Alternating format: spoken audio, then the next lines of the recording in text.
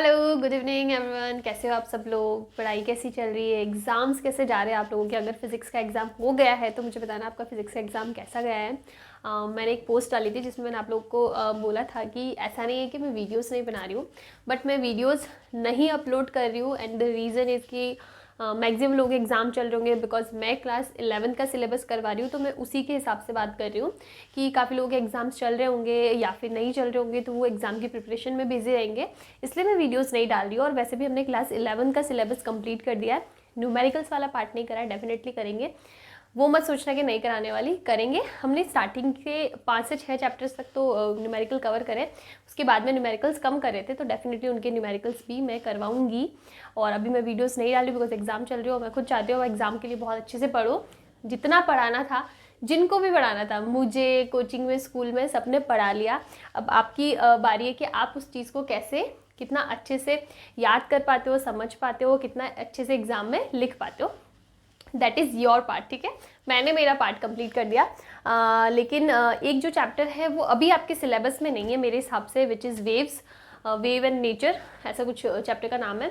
वो अभी आपके सिलेबस में नहीं है, मुझे ऐसा लग रहा था, लेकिन काफ़ी स्टूडेंट्स मुझे बोला कि नहीं वो चैप्टर भी करवाना, मे बी IIT वाले पार्ट से आपके लिए इंपॉर्टेंट हो, तो आज मैं वो वाला चैप्टर ले रही हूँ। मैंने सोचा था कि वन शॉट में ये चैप्टर फिनिश कर लूँगी, but this chapter is very very lengthy, काफ़ी सारे टॉपिक्स है, काफ़ी बड़ा चैप्टर है। अगर मैं वन शॉट में कराती हूँ तो ये 2-2.5 घंटे तक का टाइम लेगा, और इतना बड़ा वीडियो मैं अपलोड करना नहीं चाहती हूँ बिकॉज फिर कोई उसे देखता नहीं अच्छे से।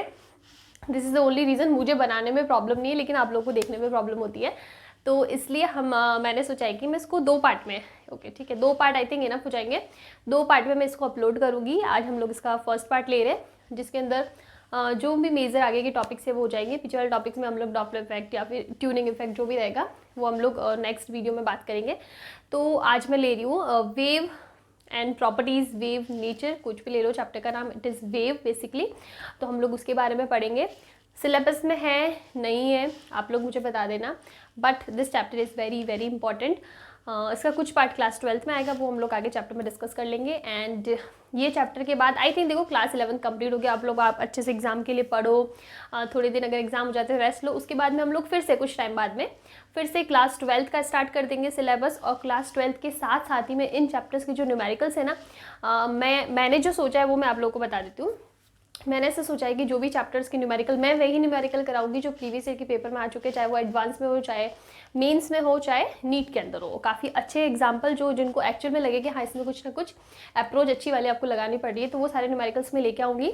वो मैं ऐसा लेके आऊँगी कि फॉर एग्जाम्पल 10 न्यूमेरिकल्स ले लिए, एक वीडियो बन गया 15-20 मिनट्स का, तो वो साइड बाई साइड में अपलोड करती रहूँगी। चाहे वो मैं टैबलेट पर बना के अपलोड करूँ या चाहे बोर्ड वाले वीडियो अपलोड करूँ, वो हम लोग देख लेंगे बाद में। तो ठीक है, तो अभी आप एग्जाम के लिए अच्छे से पढ़ो, और आज हम लोग हमारा चैप्टर स्टार्ट करने वाले which is wave properties, wave, ठीक है। आई डोंट नो आप लोगों के कोचिंग में, स्कूल में ये चैप्टर हुआ है नहीं हुआ है, मुझे बताना। जिन लोगों के नहीं हुआ उन्होंने तो मुझे कमेंट करके बताया कि यार मैम ये चैप्टर नहीं हुआ, तो आपको करवाना है, और मैं करवा भी रही हूँ, ठीक है। तो चलो हम लोग अभी ये चैप्टर स्टार्ट करते हैं। सबसे पहले हम लोग ये समझते हैं कि वेव का मतलब क्या होता है। चैप्टर स्टार्ट करने से पहले जो भी चैप्टर का टॉपिक रहता है, चैप्टर का नेम है, उसको समझना ज़रूरी होता है। देखो सब जगह एक ही डेफिनेशन मिलेगी, मैं मेरी डेफिनेशन, खुद की डेफिनेशन नहीं लेके आ सकती। जो NCERT में है आपको वही मोस्टली यूट्यूब वीडियोज़ में मिलेगी, बस जो डिफरेंस आता है वो होता है कि आप उस चीज़ को समझाते कैसे हो। तो अगर मैं वेव की डेफिनेशन की बात करूँ इन जनरल, बहुत ही सिंपल से वर्ड में होता है, वेव एक डिस्टर्बेंस है। It is a type of disturbance. कैसा डिस्टर्बेंस? बहुत ही ईजीएस्ट एग्जांपल ले लो, आपने पत्थर लिया, पानी के अंदर फेंका, कोई भी पॉन्ड है, कहीं पे भी आप पानी के आसपास हो, आप पत्थर फेंको, आपको वो वेव्स बनती हुई दिखती होगी, ठीक है। आपने पत्थर फेंका, आपको कुछ इस टाइप की सर्कुलर वेव्स बनती हुई दिखती होगी, उनका शेप कुछ ऐसा होता है, ठीक है ना, वो अलग चीज़ है, लेकिन आपको इस टाइप की वेव्स बनती हुई दिखती है। तो ये किसकी वजह से क्रिएट हुआ? क्योंकि आपने क्या करा, पत्थर फेंका। पत्थर फेंकने से क्या हुआ, वो जो भी वाटर का लेवल था सरफेस पे था वो एकदम स्टेबल था, एकदम काम था, उसमें कोई भी, हमने कहीं पे से भी बाहर से कोई भी डिस्टर्बेंस नहीं था। हमने पत्थर फेंका और उसको डिस्टर्ब किया हमने, ठीक है। तो उसी डिस्टर्बेंस से हमें क्या मिली है, वेव्स मिली। ये सिर्फ एक समझाने का तरीका है कि वेव क्या होता है। तो wave is a disturbance. Disturbance कैसे क्रिएट होता है? आपने पानी में पत्थर फेंका, वहाँ का जो भी पहले जो सिचुएशन थी आपके पत्थर फेंकने के बाद वो डिस्टर्बेंस हुआ वहाँ पे, और उस डिस्टर्बेंस की वजह से जो पैटर्न क्रिएट हुआ ना, दैट इज वेव, और वो हमको पानी में इजीली दिखती भी है, इसलिए मैंने पानी वाला एग्जांपल लिया है। ठीक है, ये होता है। तो अगर मैं डेफिनेशन की बात करूँ तो वेव क्या होता है, it is a disturbance, disturbance.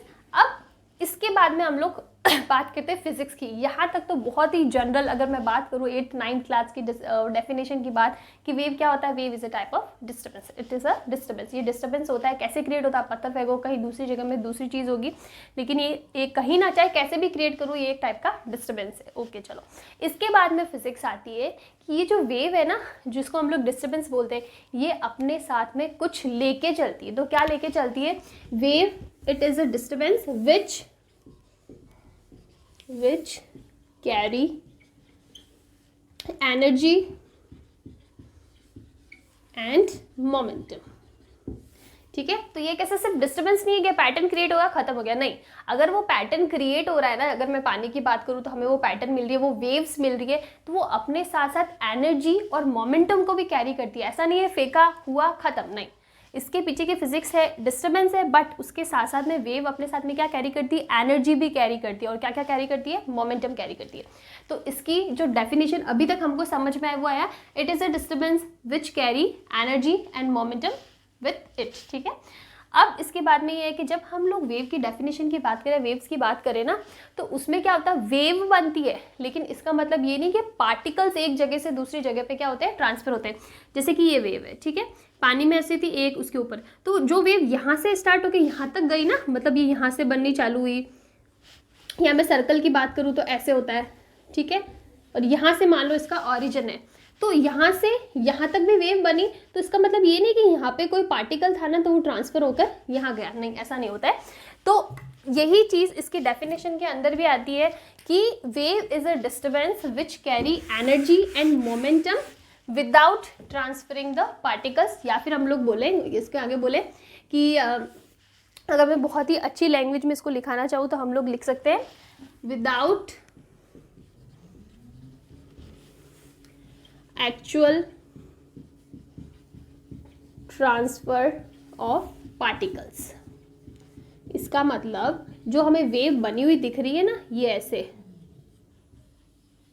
ठीक है, सर्कुलर वे में अगर मैं पानी वाला ले लूँ, तो यहाँ से ओरिजिन होने के बाद यहाँ तक जाती है ना, तो इसका मतलब ये नहीं कि यहाँ वाले पार्टिकल्स यहाँ पहुँच गए। ये जो वेव हमें बन रही है, बट इसमें एक्चुअल ट्रांसफर ऑफ पार्टिकल्स नहीं होता है। इसी जो डिस्टर्बेंस होता है ना, अपने आप को आगे कैरी करता है, अपने आगे को फॉरवर्ड करता है। उसको हम लोग कैसे पढ़ेंगे, वो हम लोग आगे पढ़ेंगे, जब हम लोग इसकी इक्वेशन वगैरह पढ़ेंगे तब ज़्यादा चीज़ें क्लियर हो जाएगी। तो अभी तक हमें ये डेफिनेशन मिली है कि वेव इज़ अ डिस्टर्बेंस। ठीक है, चलो कैसे डिस्टर्बेंस हमने समझ लिया।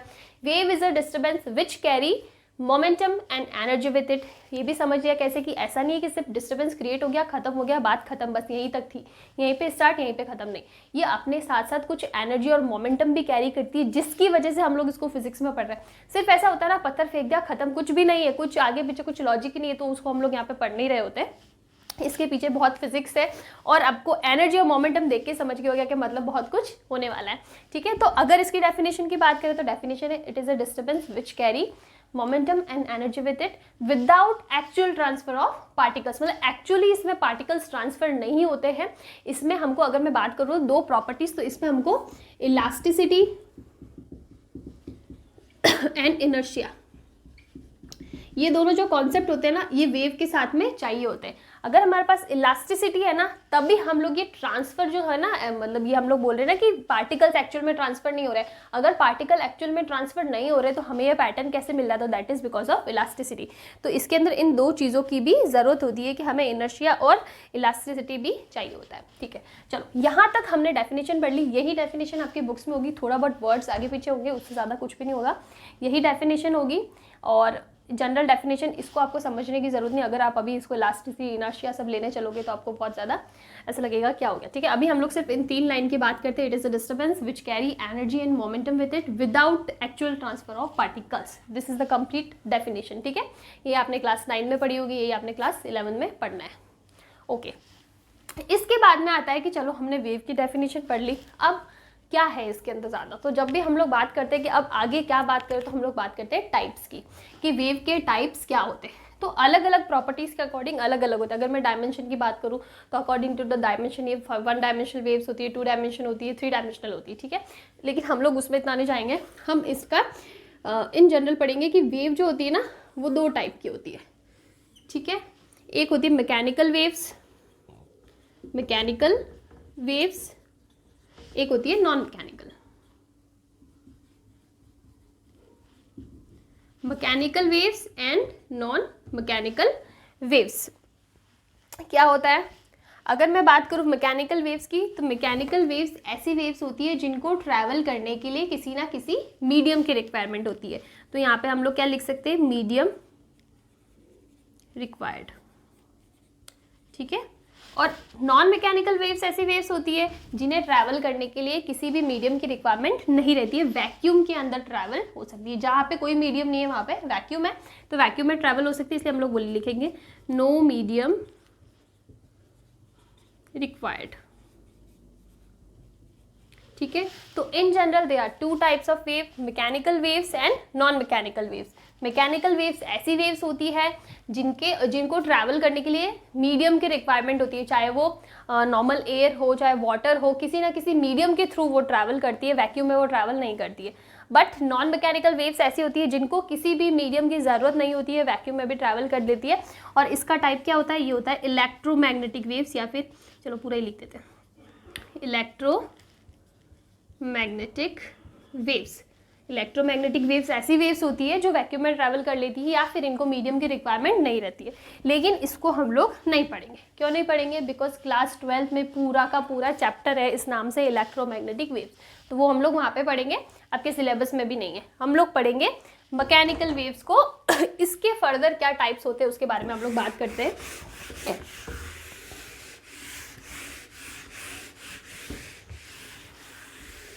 तो देखो, अभी तक हमने डेफिनेशन पढ़ी, मैं बार बार डेफिनेशन को इतना प्रेशराइज इसलिए कर रही हूँ बिकॉज आपको समझ में आना चाहिए कि वेव है क्या, वेव में क्या है, क्या टाइप है, क्या न्यूमेरिकल है, सब बात की बात है। वेव इटसेल्फ क्या डिफाइन करता है वो समझना बहुत ज़रूरी है। तो वेव इज़ अ डिस्टर्बेंस, पानी में पत्थर फेंका, डिस्टर्बेंस हुआ, पहले वो जिस सिचुएशन में थी, सिंपल सी चीज़ है ना, मैं ऐसे खड़ी हूँ, मेरे को किसी ने पत्थर फेंकू तो मेरा हाथ पैर तो हिलाऊंगी, मतलब मेरे अंदर कुछ डिस्टर्बेंस हुआ ना, मैं पहले जैसे सिचुएशन में ऐसा तो होनी, खड़ी हूँ, किसी ने पत्थर फेंक दिया फिर भी ऐसे खड़ी हूँ, दैट इज़ नॉट पॉसिबल। तो वही केस पानी वाला है, पानी एकदम शांत काम पोजीशन पे था, आपने पत्थर फेंका तो वहाँ पे डिस्टर्बेंस क्रिएट हुआ, उस डिस्टर्बेंस की वजह से हमें एक पैटर्न मिला, उस पैटर्न को हमने क्या बोला, वेव्स। लेकिन सिर्फ वो पैटर्न का मतलब वो ऐसा नहीं है कि वो ड्राइंग जैसा हो गया और वो हमें बस कंप्लीट नहीं, उसके बाद में फिजिक्स आती है कि जो पैटर्न है जिसको हम लोग वेव्स बोल रहे हैं वो अपने साथ साथ एनर्जी और मोमेंटम भी कैरी करती है without actual transfer of particles. कैसा नहीं कि पार्टिकल एक प्लेस से दूसरी प्लेस पे ट्रांसफर हो रहा है, नहीं, किसकी वजह से नहीं हो रहा, हमारे पास इलास्टिसिटी है जिसकी वजह से वो पैटर्न अपने आप क्रिएट हो जाता है, दैट इज द केस, ठीक है। ये चीज़ हमने अभी तक पढ़ी है। उसके बाद में हमने टाइप्स पढ़ लिए, 2 टाइप होता है, mechanical, non mechanical. Mechanical waves वो होती है जिनको मीडियम चाहिए होता है और उसी को हम लोग पढ़ने वाले। नॉन मैकेनिकल वेव्स ऐसी वेव्स होती है जिन्हें मीडियम की रिक्वायरमेंट नहीं रहती हुई है, फॉर एग्जाम्पल इलेक्ट्रोमैग्नेटिक वेव्स जो हम लोग क्लास 12 में पढ़ेंगे, ठीक है। तो अब अगर मैं बात करूँ मैकेनिकल वेव्स की ना, तो मैकेनिकल वेव्स भी 2 टाइप की होती है। तो उसमें जो फर्स्ट टाइप है ना वो है ट्रांसवर्स वेव। ट्रांसवर्स वेव्स क्या होता है, ट्रांसवर्स वेव्स, ठीक है, इसकी डेफिनेशन समझ लो पहले, फिर हम लोग बताएंगे क्या होता है। ऐसी वेव्स जिसके अंदर, या फिर मैं लिख देती हूँ, particles oscillates perpendicular to the direction of propagation. This is the definition कि ऐसी वेव्स जिसके अंदर वेव के जो पार्टिकल है ना वो अपनी प्रोपोगेशन जो डायरेक्शन है, मतलब जिस डायरेक्शन में वेव जा रही है ना उसके पार्टिकल्स उस डायरेक्शन के परपेंडिकुलर डायरेक्शन में क्या कर रहे हैं, ऑसिलेट कर रहे हैं। फॉर एग्जाम्पल ये हमारी वेव जा रही है इस डायरेक्शन में, ठीक है, वेव इस डायरेक्शन में जा रही है, लेकिन इस वेव के जो ये जो पार्टिकल्स है ना, इसके अंदर पार्टिकल से बनी हुई जो पार्टिकल्स है ना वो इस डायरेक्शन में नहीं ऑसिलेट कर रहे हैं, वो किस डायरेक्शन में कर रहे हैं, इसकी परपेंडिकुलर डायरेक्शन में ऑसिलेट कर रहे हैं। अब देखो ये ऐसे ऐसे ऐसे ऊपर नीचे ऐसे ऑसिलेट कर रहे हैं, ठीक है, लेकिन अब देखो ये खुद भी इस डायरेक्शन में जा रही है, तो इसकी वजह से हमें यहाँ पे जो पैटर्न मिलेगा ना, वो पैटर्न ऐसा मिलेगा कि ये हमारी डायरेक्शन है, इस डायरेक्शन में वेव ट्रैवल कर रही और पार्टिकल ऑसिलेट कर रहे हैं ऐसे, ठीक है। आगे जितना लेना चाहिए उतना हो सकता है। तो अब देखो यहाँ पे फॉर एग्जाम्पल ये एक्स डायरेक्शन है, तो हमारी वेव तो एक्स डायरेक्शन में जा रही है, लेकिन पार्टिकल्स ऐसे ऑसिलेट कर रहे हैं ना, ऐसे अपनी जगह पे ऑसिलेट कर रहे हैं। पार्टिकल्स खुद ट्रांसफर नहीं हो रहे, अपनी जगह पे क्या हो रहे हैं, ऑसिलेट कर रहे हैं। तो ऑसिलेशन की डायरेक्शन कौन सी, इसके परपेंडिकुलर डायरेक्शन में, दैट इज वाई डायरेक्शन। समझ में आई बात। अगर ऐसा कुछ केस है ना जहाँ पे पार्टिकल अपनी प्रोपगेशन डायरेक्शन से, वेव की प्रोपगेशन डायरेक्शन से परपेंडिकुलर डायरेक्शन में ऑसिलेट करते हैं, तो उस टाइप की वेव को हम लोग क्या बोलते हैं, ट्रांसवर्स वेव। अगर मैं इसका एग्जांपल लूँ तो आप ले लो लाइट वेव्स, जो हमारी लाइट वेव्स होती है ना, वो ले लो लाइट वेव्स, या फिर waves on the surface of water, surface of water. अब पानी पे पत्थर फेंकते हो तो सरफेस पे जो हमें पैटर्न, जहाँ से हमने चैप्टर की स्टार्ट करी थी ना, जो हमें पैटर्न मिल रहा है वेव्स का, वो भी क्या होती है, ट्रांसवर्स वेव्स। मैंने सरफेस ऑफ वाटर लिखा है, सिर्फ वाटर क्यों नहीं लिखा, बिकॉज अंडर वाटर बात करते हैं ना, पानी के अंदर, तो वो वेव्स अलग होती है, उसको हम लोग बाद में पढ़ेंगे। तो सिंपल सी चीज़ है, जब पार्टिकल वेव की डायरेक्शन के परपेंडिकुलर डायरेक्शन में ऑसिलेट कर रहे हैं ना, तो ऐसी वेव हमें कौन सी वेव बोल जाती है, होती है ट्रांसवर्स वेव होती है। एग्जाम्पल ले लो, लाइट वेव ले लो, सरफेस पे ले लो, या फिर स्ट्रिंग वेव ले लो। स्ट्रिंग्स पे जो वेव बनती है ना, स्ट्रिंग को खींचने पे, गिटार वगैरह पे, तो वो कौन सी हो जाएगी, हमारी ट्रांसवर्स वेव हो जाएगी। दूसरा जो टाइप आता है वो आता है, फर्स्ट टाइप हो गया ट्रांसवर्स वेव, दूसरा हो गया लॉन्गिट्यूडनल वेव्स। लॉन्गिट्यूडनल वेव्स, इसकी क्या डेफिनेशन है, यहाँ पे भी देखो, पार्टिकल्स ऑसिलेट्स, या फिर पार्टिकल ऑसिलेट्स, ऑसिलेट्स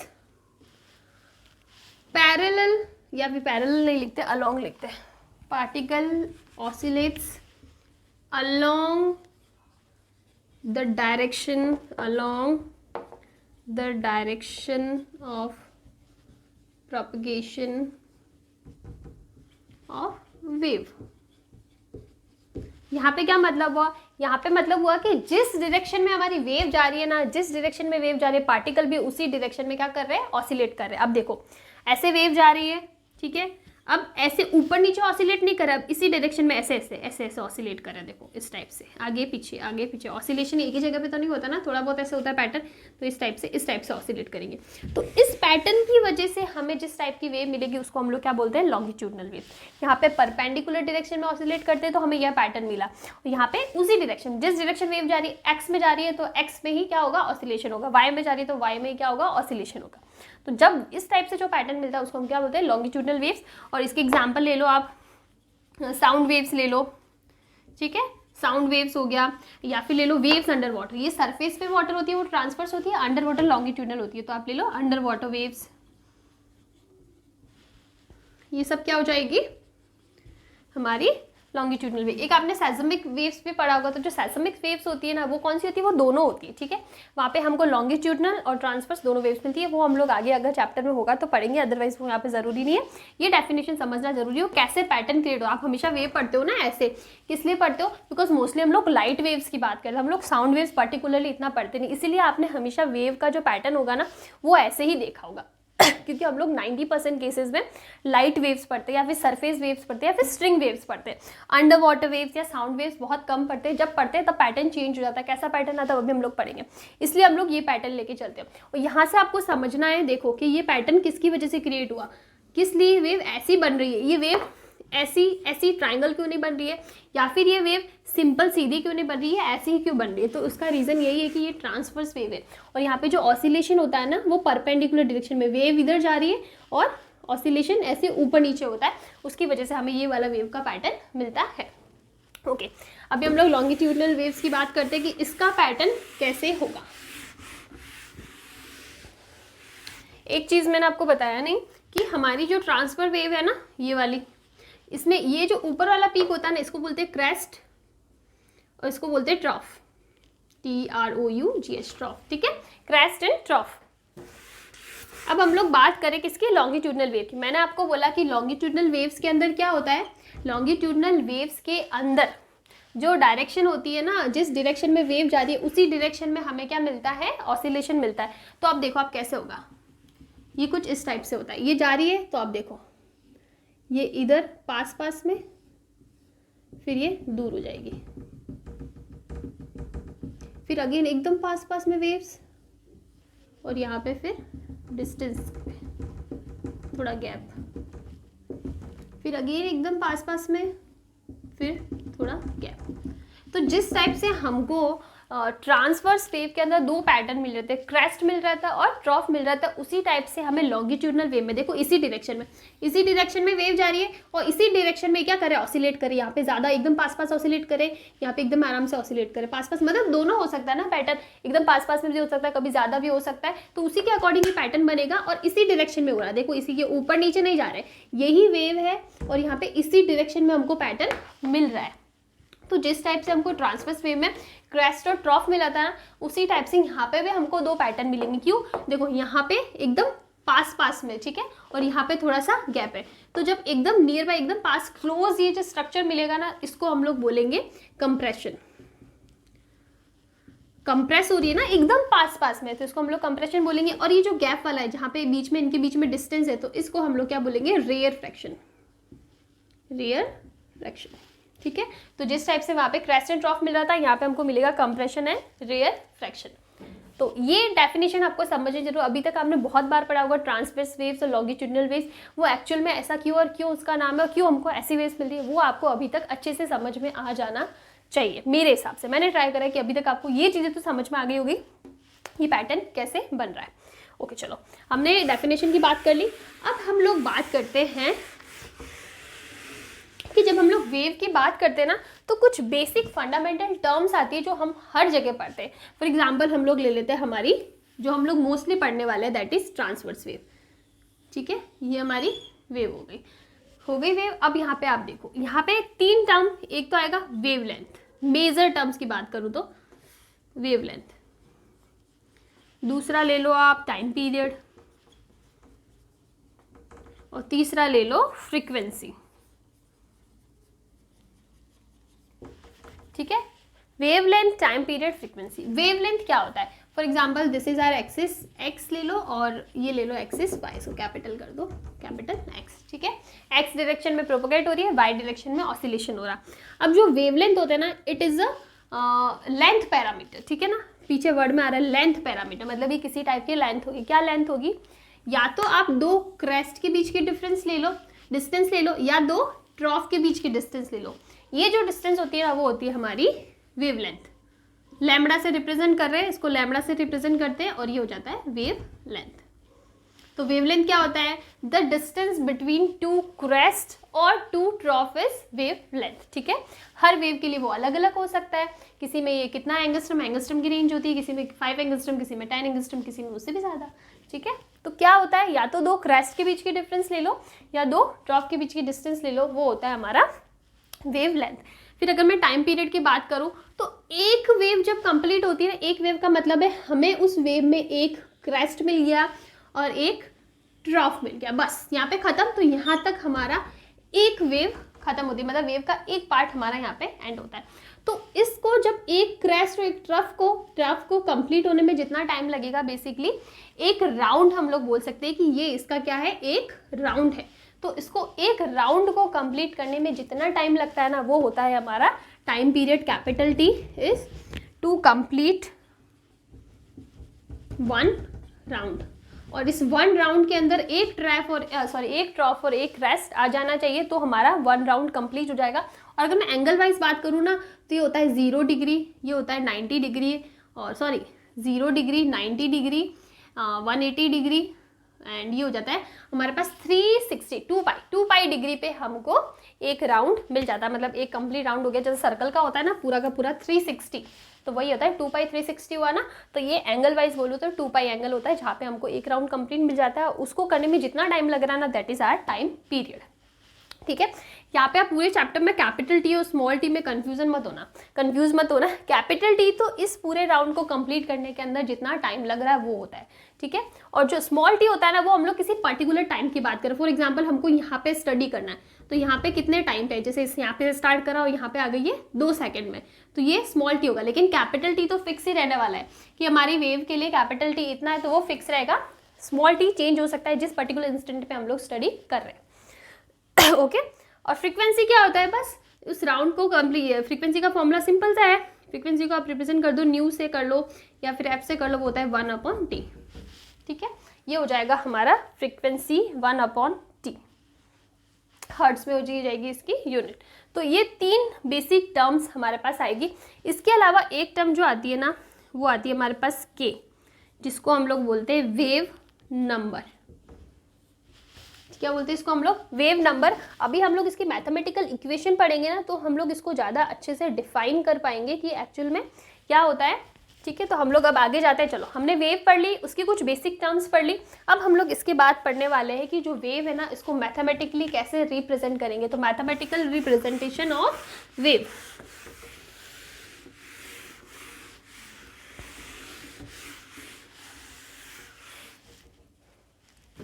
ठीक है, तो नेक्स्ट हमारा टॉपिक हो जाएगा इक्वेशन ऑफ वेव या मैथमेटिकल इक्वेशन ऑफ वेव बोल दो, इक्वेशन ऑफ वेव।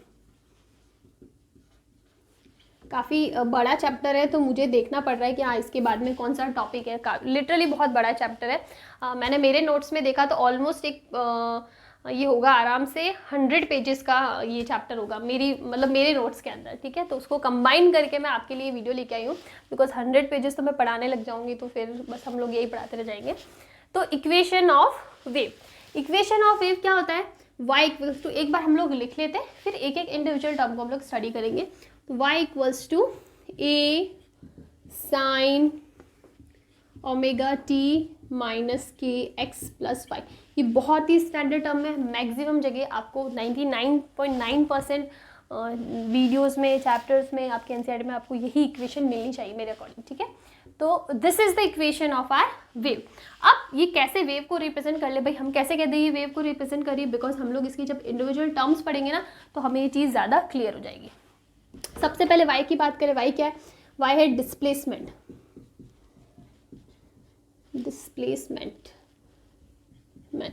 ठीक है, कि वेव कितना डिस्प्लेस हुई है वो कैपिटल Y रिप्रेजेंट कर रहा है। a क्या है, a है वेव का एम्पलीट्यूड। कैसा होता है एम्पलीट्यूड, देखो ये हमारे पास वेव है, ये जो होता है ना इसकी मैक्सिमम हाइट की, कहाँ पे इसका पीक हमें मिल रहा है, तो ये वाली जो हाइट होती है ना, ये होता है हमारा एम्पलीट्यूड। ठीक है, चाहे ये ले लो, ये ले लो, सेम ही रहने वाला है। अगर हमारी यूनिफॉर्म वेव है तो ये हमें क्या मिल जाएगा, हमारा एम्पलीट्यूड। ठीक है, चलो y हो गया, एम्पलीट्यूड हो गया, ये एंगल है omega. Omega is our what, angular frequency. Angular frequency क्या होता है, अभी हमने फ्रीक्वेंसी पढ़ा ना टाइम पीरियड वाला, f इक्वल्स टू 1/t पढ़ा, तो उसी के टर्म में हम लोग एंगुलर फ्रीक्वेंसी को रिप्रेजेंट कर सकते हैं। Angular frequency omega equals to 2πf या फिर 2π कैपिटल T, कुछ भी कर लो। ठीक है, तो ये होता है हमारा एंगुलर फ्रीक्वेंसी स्मॉल f, यानी ये वाली फ्रीक्वेंसी जो हमें टाइम पीरियड इन्वर्स करने पे जो हमको मिल रहा है ना टाइम पीरियड का, वो वाली फ्रीक्वेंसी स्मॉल f है, और वहाँ से हमको क्या मिल जाएगा, angular frequency that is 2πf, यानी 2π/t। f को हम लोग को 1/t लिख सकते हैं ना, तो उससे हमको ये रिलेशन मिल जाएगा। चलो ठीक है, ये भी चीज़ हो गई। उसके बाद t, ये वाला जो स्मॉल t है ना, that is not time period, ये है सिर्फ टाइम, कि किस पर्टिकुलर टाइम पे हम लोग डिस्प्लेसमेंट निकाल रहे हैं। हम लोग जो फाइनल चीज़ निकाल रहे हैं वो डिस्प्लेसमेंट निकाल रहे हैं ना, तो किस पर्टिकुलर टाइम पे निकाल रहे हैं, 2 सेकंड पे निकाल रहे हैं, 3 सेकंड पे निकाल रहे हैं, 5 सेकंड पे निकाल रहे हैं, that is our small time. t जो कैपिटल T होता है ना, वो तो फिक्स होता है। ठीक है, तो वो हम लोग यहाँ पे बात नहीं कर रहे हैं। फिर आता है k, तो k हमने अभी पढ़ा, क्या होता है, वेव नंबर। क्या होता है, वेव नंबर, और इसको हम लोग लिखते हैं इक्वल्स टू 2π/λ। इसका मतलब होता है नंबर ऑफ वेव्स पर यूनिट लेंथ। ठीक है, ये होता है नंबर ऑफ वेव्स पर यूनिट लेंथ, और इसको हम लोग रिप्रेजेंट करते हैं 2π/λ से। मतलब 2π में एक राउंड कंप्लीट हो रहा है, लैम्डा से डिवाइड किया, मतलब इस पूरे टाइम में नंबर ऑफ वेव्स कितनी आई है, तो इसको इसीलिए हम लोग इसको बोलते हैं नंबर ऑफ वेव्स पर यूनिट लेंथ।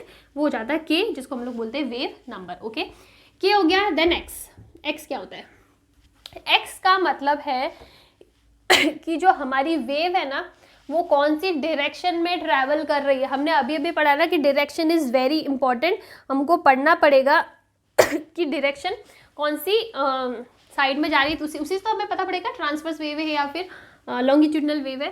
तो x जो होती है ना, वो होती है direction of propagation of wave या डायरेक्शन ऑफ वेव, कि किस डायरेक्शन में वेव प्रोपोगेट कर रही है, दैट इज आर डायरेक्शन। ये वाई भी हो सकता है, जेड भी हो सकता है, मैंने यहाँ पे एक्स लेके चला है, जिस डायरेक्शन में जा रही है वो डायरेक्शन आपको लगाना है। And phi is what, phase angle. ये कब ज़्यादा इंपॉर्टेंट होगा, जब हम लोग दो वेव्स को स्टडी करेंगे ना, कि दो वेव्स इनके बीच में क्या डिफरेंस है, कौन आगे है कौन पीछे, तो वहाँ पे हमको फेज एंगल स्टडी करना ज़्यादा ज़रूरी लगेगा। यहाँ पे हम लोग सिर्फ लिख देते हैं phi is what, phase angle. तो ये हमारे पास टर्म्स हो गई। चलो ठीक है, मैथमेटिकली हमने एक एक टर्म को समझ लिया, क्या होता है, कौन किस चीज़ को रिप्रेजेंट कर रहा है। अब यहाँ पे एक जो टर्म आती है वो आती है कि हमें यहाँ पे देखो एक्स डायरेक्शन में हमारी वेव ट्रैवल कर रही है और वाई डायरेक्शन में क्या कर रही है, ऑसिलेट कर रही है, इसीलिए हम लोग वाई डायरेक्शन का डिस्प्लेसमेंट पढ़ रहे हो, ठीक है ना। एक्स डायरेक्शन में the wave is propagating in X direction and the particles are oscillating in Y direction. ये वाई जो है ना वो पार्टिकल्स की डायरेक्शन है। ओके चलो, अब यहाँ पे देखो हमें जो वेव की स्पीड है ना वो पता होनी चाहिए, हम लोग इसको स्मॉल v लिख देते, that is speed of wave, not speed of particle. यहाँ पे दोनों टर्म बहुत अलग अलग है, बिकॉज आपको पता है वेव अलग डायरेक्शन में जा रही है। अगर मैं इसकी ट्रांसवर्स वेव की बात करूँ तो वेव अलग डायरेक्शन में जाएगी और पार्टिकल्स अलग डायरेक्शन में ऑसिलेट करेंगे, एक दूसरे से परपेंडिकुलर डायरेक्शन में ऑसिलेट करेंगे। दैट इज द रीजन कि यहाँ पे वेव की स्पीड और पार्टिकल की स्पीड में एक डिफरेंस आएगा। तो ये मैं लिख देती हूँ स्पीड ऑफ वेव, और जब मैं पार्टिकल की स्पीड की बात करूंगी ना तो मैं उसको वीपी से लिख दूंगी, that is the speed of particles. ठीक है, ये चीज़ आप अभी से समझ लो, हम लोग इसको पढ़ेंगे थोड़ी देर में, लेकिन ये डिफरेंस पता होना चाहिए। ये है पार्टिकल की स्पीड और ये है वेव की स्पीड, दोनों अलग क्यों मैंने बता दिया। अगर मैं बात करूँ स्पीड ऑफ वेव तो ये हमारे पास फॉर्मूला आता है, very very important, this is omega upon K. This formula is very very important. सिर्फ इस फॉर्मूला पे भी आपको क्वेश्चन आ सकते हैं। कैसे क्वेश्चन आ सकते हैं, देखो आपको इक्वेशन दे दी y इक्वल्स टू 20 साइन, आपको दे दिया 10t माइनस 20x प्लस कुछ भी एंगल दे दिया, ठीक है। अब आपको ये इक्वेशन दे दी और आपको मैं बहुत ही इजी एग्जांपल लेके चल रही हूँ, अब लोग इस पे अच्छे वाले एग्जांपल्स भी पढ़ेंगे। ये दे दिया, अब बोला कि find the speed of wave, तो कैसे निकाला, सिंपल सा है, v is equal to omega upon K. देखो ओमेगा ये होता है, के ये होता है, ठीक है, तो ये हो जाएगा 10 अपॉन 20 हो जाएगा, तो 1 अपॉन t ये हो जाएगी 1.2 मीटर पर सेकेंड, ये हमारी मिल जाएगी वेव की स्पीड। तो आप इस टाइप से कैलकुलेट भी कर सकते हैं। This formula is very important. कैसे आया, देखो हमारे पास एक फॉर्मूला है v is equal to N lambda, N होता है फ्रीक्वेंसी, तो हमने फ्रीक्वेंसी को f से लिखा है तो हम लोग लिखते हैं f लैम्बडा। अब आप देखो हमें ओमेगा k की टर्म में चाहिए, तो हमें पता है ओमेगा इक्वल्स टू होता है 2 पाई f, तो f कितना हो जाएगा ओमेगा अपॉन 2 पाई, और k इक्वल्स टू होता है 2 पाई बाई लैम्बडा, तो लैम्बडा कितना हो जाएगा 2 पाई अपॉन के। पुट कर लो, f की जगह लिख दो ओमेगा अपॉन 2 पाई और लैम्बडा की जगह लिख दो 2 पाई अपॉन के। देखो कैंसिल हो जाएगा, बच जाएगा हमारे पास क्या, ओमेगा अपॉन के। तो यहाँ से आपको ये रिलेशन मिल सकता है। ज़रूरी नहीं है, आपको बस ये फॉर्मूला पता होना चाहिए और ये इंडिविजुअल टर्म्स पता होना चाहिए कि हाँ भाई ओमेगा 2 पाई एफ के बराबर होता है और के 2 पाई अपॉन लैम्बडा होता है, दैट इज वेव्स पर यूनिट लेंथ। तो ये फॉर्मूला है, काफ़ी इंपॉर्टेंट है, ये आपको पता होना चाहिए। इसके ऊपर अच्छे अच्छे न्यूमेरिकल्स भी बन जाएंगे।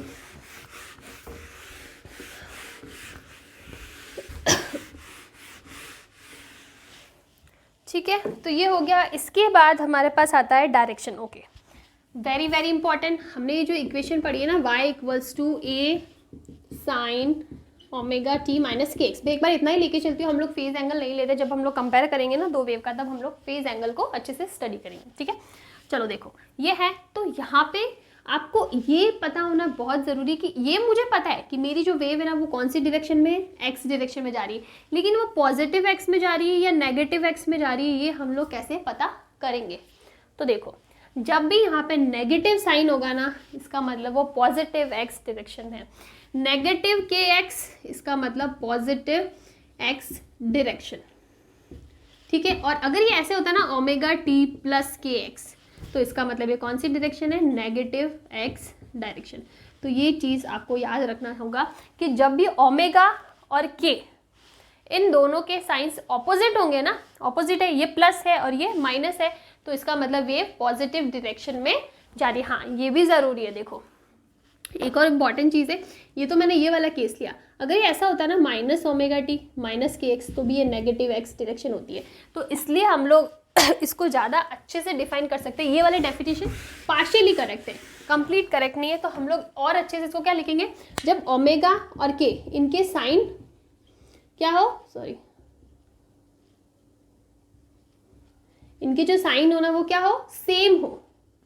सेम हो का मतलब है ये प्लस है तो ये भी प्लस, ये माइनस है तो ये भी माइनस है। उस केस में हमारे पास डायरेक्शन होगी नेगेटिव एक्स डायरेक्शन, अगर मैं एक्स की लेके चल रही हूँ तो ठीक है। यहाँ पे वाई जेड कुछ भी हो सकता है। और ओमेगा और के साइन ऑपोजिट है, मतलब एक प्लस है और एक माइनस है इस वाले केस के जैसे, तो वहाँ पे हमें क्या मिलेगी, पॉजिटिव एक्स डायरेक्शन मिलेगी। ये ज़्यादा एक्यूरेट डेफिनेशन हो जाएगी, बिकॉज काफ़ी केसेस में जैसे आप जेईई मेंस के लिए पढ़ रहे हो ना, तो उनमें तो फिर इस टाइप के ट्रिकी क्वेश्चन आते थे, आपके माइनस यहाँ पे दे दिया, अगर यहाँ पे माइनस हो गया ना तो पॉजिटिव एक्स डायरेक्शन नहीं होगा, फिर नेगेटिव एक्स डायरेक्शन होगा, बिकॉज दोनों के साइन क्या हो गए, सेम साइन हो गए। सेम साइन पे क्या होता है, नेगेटिव एक्स डायरेक्शन होता है।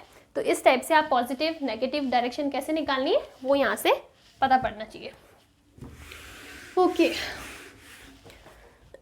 नेक्स्ट चीज़ हम लोग पढ़ेंगे, मेरे हिसाब से हम लोग निकालने वाले वेलोसिटी। हाँ, वेलोसिटी निकाल देते। देखो, अब मैंने आपको बताया था कि हमारे पास वेव वेलोसिटी अलग है एंड पार्टिकल वेलोसिटी अलग होगा, दोनों टर्म्स अलग होगी। तो सबसे पहले हमारे पास चाहिए वो है हमारी इक्वेशन ए साइन ओमेगा टी माइनस के एक्स। ठीक है, अब अगर मैं इसको किसके रेस्पेक्ट में डिफ्रेंशिएट करती हूँ, टाइम के रेस्पेक्ट में डिफ्रेंशिएट करूँगी तो मुझे वेलोसिटी मिल जाएगी। इक्वेशन है, हमने वेव की वेलोसिटी तो पढ़ ली। वेव की वेलोसिटी का फॉर्मूला क्या होता है, v equals to omega upon K, यहाँ पे बात खत्म। तो अगर मैं इस y को t के रेस्पेक्ट में डिफ्रेंशिएट करती हूँ, मुझे पता है velocity is rate of change of displacement, हमने पढ़ा है बहुत ही पहले। तो अगर मैं इसका t के रेस्पेक्ट में डिफ्रेंशिएट करती हूँ और x को कॉन्स्टेंट रखती हूँ, ठीक है, x को कॉन्स्टेंट रख रही हूँ, मतलब मेरी कन्फ्यूजन, मैं खुद कन्फ्यूज ना हो जाऊँ। देखो, हमें यहाँ पे ये चीज़ समझना बहुत ज़रूरी है कि वेव की स्पीड एंड पार्टिकल की स्पीड दोनों अलग कॉन्सेप्ट है यहाँ पे। तो अगर मैं यहाँ पे फॉर एग्जांपल ले लेते हैं, मैं डिफ्रेंशिएट कर लेती हूँ y को t के रेस्पेक्ट में, ठीक है, तो मुझे यहाँ पे ये डायरेक्शन कांस्टेंट रखनी पड़ेगी, बिकॉज हमें क्या निकालना है, पार्टिकल की वेलोसिटी निकालनी है। किसकी निकालनी है, पार्टिकल की वेलोसिटी v पे निकालनी है। अगर मैं x को कांस्टेंट नहीं रखूंगी ना, तो इसको भी हमको t के रेस्पेक्ट में क्या करना पड़ेगा, डिफ्रेंशिएट करना पड़ेगा। तो हमें वेव वेलोसिटी की टर्म भी कहीं ना कहीं अंदर मिल जाएगी, बिकॉज ये जो डायरेक्शन है ना, ये जो x है वो किसकी डायरेक्शन को बता रहा है, वेव की डायरेक्शन को बता रहा है। तो हमें वेव की वेलोसिटी यहाँ पे नहीं चाहिए, हम लोग पार्टिकल वेलोसिटी निकाल रहे हैं, इसलिए हम लोग x को क्या रखेंगे, कांस्टेंट रखेंगे। हमको यहाँ पे वेव का कुछ पढ़ना ही नहीं कि वेव की वेलोसिटी कितनी है, ठीक है। ओके, डिफ्रेंशिएट करो, a साइन का क्या हो जाएगा, कॉस। अब देखो ओमेगा टी, एक बार सारी की सारी टर्म एज इट इज लिखनी पड़ेगी। अब आप देखो कि हम लोग टी के रिस्पेक्ट में कर रहे हैं, तो यहाँ पे ये टर्म का आ जाएगा और इसके साथ में क्या, ओमेगा। जब भी डिफ्रेंशिएट करते हैं तो जो साथ वाले टर्म उससे मल्टीप्लाई होता है, तो हो जाएगा ए ओमेगा। आई थिंक डिफ्रेंशिएशन तो अभी तक आपको करना आ ही जाना चाहिए कि कैसे डिफ्रेंशिएट हुआ, ये हमें मिल गया। एक्स को हमने क्या रखा है, कांस्टेंट रखा है, तो इसलिए हम लोग इस टर्म का डिफ्रेंशिएशन नहीं करेंगे, ठीक है ना। दोनों ही टर्म कांस्टेंट हो जाएगी, तो कांस्टेंट का जीरो मान लेंगे, तो प्लस जीरो करके कोई उसका रोल नहीं होगा, ठीक है, हो गया। तो ये हमारे पास क्या आ गया, पार्टिकल वेलोसिटी वीपी आया, कितना आया, A omega cos omega T minus के एक्स आया। क्या मैं इसको ऐसे लिख सकती हूँ, V P equals to A omega तो ले लो बाहर और अंदर ले लो under root 1 minus sine square omega T minus के एक्स। मैं लिख सकती हूँ, इसको ऐसे लिख सकती हूँ ना। अब आप इस टर्म को अंदर मल्टीप्लाई कर दो, तो ये हो जाएगा, okay, this will be A omega मैंने लिया है ना अंदर, तो ये हो जाएगा A square omega square minus A square omega square sine square omega T minus के एक्स हो जाएगा, ठीक है। अब यहाँ पे देखो, आप ऐसा करो, ओमेगा को मैंने थोड़ा सा इसको लेंथी कर दिया है, लेकिन मुझे अभी भी ऐसा लगता है कि क्या पता आपको डिफ्रेंशिएशन नहीं आ रहा है तो नहीं समझ में आएगा, बट अभी तक आ जाना चाहिए। हम लोग ऐसे लिख सकते हैं इसको,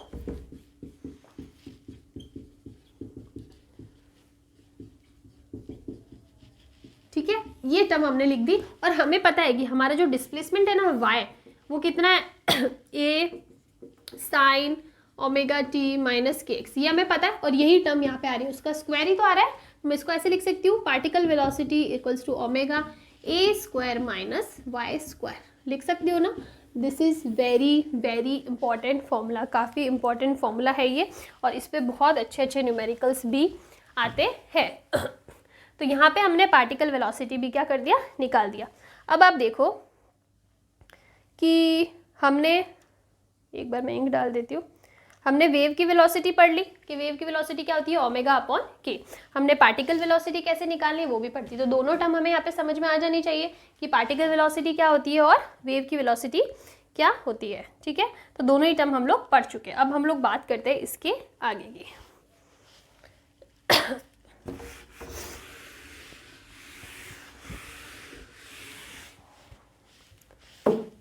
particle velocity, wave velocity is done. Again हम लोग आ जाते हैं हमारी इक्वेशन के ऊपर, which is y equals to a sine omega t minus के एक्स। अब हम लोग क्या करते हैं, अब हम लोग करते हैं कि इसको हम लोग डिफ्रेंशिएट करते हैं x के रिस्पेक्ट में और टाइम को कांस्टेंट रखते हैं, मतलब किसी पर्टिकुलर फिक्स टाइम पे हम लोग स्टडी कर रहे हैं। टाइम हमारा कांस्टेंट है कि हमको इस टाइम पे स्टडी करना है, टाइम इज कांस्टेंट, और x के रिस्पेक्ट में क्या करेंगे, डिफ्रेंशिएट करेंगे। तो हमें पता है ना, जब हम लोग D Y upon D X करते हैं तो हमें क्या मिल जाता है, स्लोप मिल जाता है। ये चीज़ तो हमने पढ़ी है ना, अभी लास्ट मैंने करवाया था, तो मैंने ऐसा बोला था एक्स के रिस्पेक्ट में करेंगे तो वेव वेलोसिटी की टर्म में आ जाएगी, वो मैंने गलत बोल दिया था, मैंने एक्स अपॉन टी ले लिया था, जिसको वी लेते नहीं, हम लोग किसके रिस्पेक्ट में कर रहे हैं, टी के रिस्पेक्ट में करते हैं ना। ओ ठीक है, सही है, कोई गड़बड़ नहीं है, जो भी मैंने अभी 5 सेकेंड में कहा भूल जाओ। ठीक है, तो चलो हमने यहाँ पे क्या कर दिया, अब हम लोग कर रहे हैं एक्स के रिस्पेक्ट में डिफ्रेंशिएशन कर रहे हैं और टाइम को क्या रख रहे हैं, कांस्टेंट कर रहे हैं। तो अब देखो अब क्या हो जाएगा, अब यहाँ पे करो डिफ्रेंशिएट, ए कॉस अंदर की टर्म सेम, और अब मल्टीप्लाई किससे होगा, एक्स के साथ में जो टर्म है ना उससे, वो क्या है के भी कौन सा है, नेगेटिव, तो क्या हो जाएगा माइनस का ए के होगा। और ये चीज़ क्या आ रही है हमारे पास, स्लोप है, this is what, slope, slope of the graph, जो भी हम लोग वेव पढ़ रहे हैं ना उसका स्लोप है, स्लोप ऑफ द वेव। तो स्लोप इक्वल्स टू माइनस का A K cos omega T minus के एक्स आ जाएगा ये। और अगर मैं बात करूँ वी पी वेलोसिटी, तो वो कितना आ रहा था, A omega cos omega T minus के X. This is the equation number 1, this is the equation number 2। ये हमने अभी डेराइव करी, ये हमने कुछ टाइम पहले डेराइव करी थी। ठीक है, डिवाइड कर लो, क्या मिल रहा है, slope upon V P equals to, ये टर्म कैंसिल, ये टर्म कैंसिल, ये टर्म कैंसिल, ये टर्म कैंसिल, पीछे क्या बचेगा, माइनस का के अपॉन ओमेगा हो रहा है। अब आप इसको उल्टा करो, किस लिए उल्टा करो मैं भी बताती हूँ। हम लोग लिखते हैं वी पी अपॉन स्लोप, तो क्या आ रहा है, माइनस का ओमेगा अपॉन के। और हमने पढ़ा है कि जो वेव स्पीड होती है ना वी, उसका फॉर्मूला क्या होता है, ओमेगा अपॉन के। तो यहाँ पे ओमेगा अपॉन के ही तो आ रहा है, तो मैं इसको लिख सकती हूँ ना, माइनस का वी, और ये वी क्या है, वेव की स्पीड। तो यहाँ से हमें मिल जाएगा कि पार्टिकल की वेलोसिटी इक्वल्स टू नेगेटिव का स्लोप मल्टीप्लाई बाय वी, और ये वी कौन सा है, वेव की स्पीड है। V p is the speed of particle and v is the speed of wave. तो ये हमारे पास रिलेशन आया, इस रिलेशन को हम लोग अलग से लिखते हैं।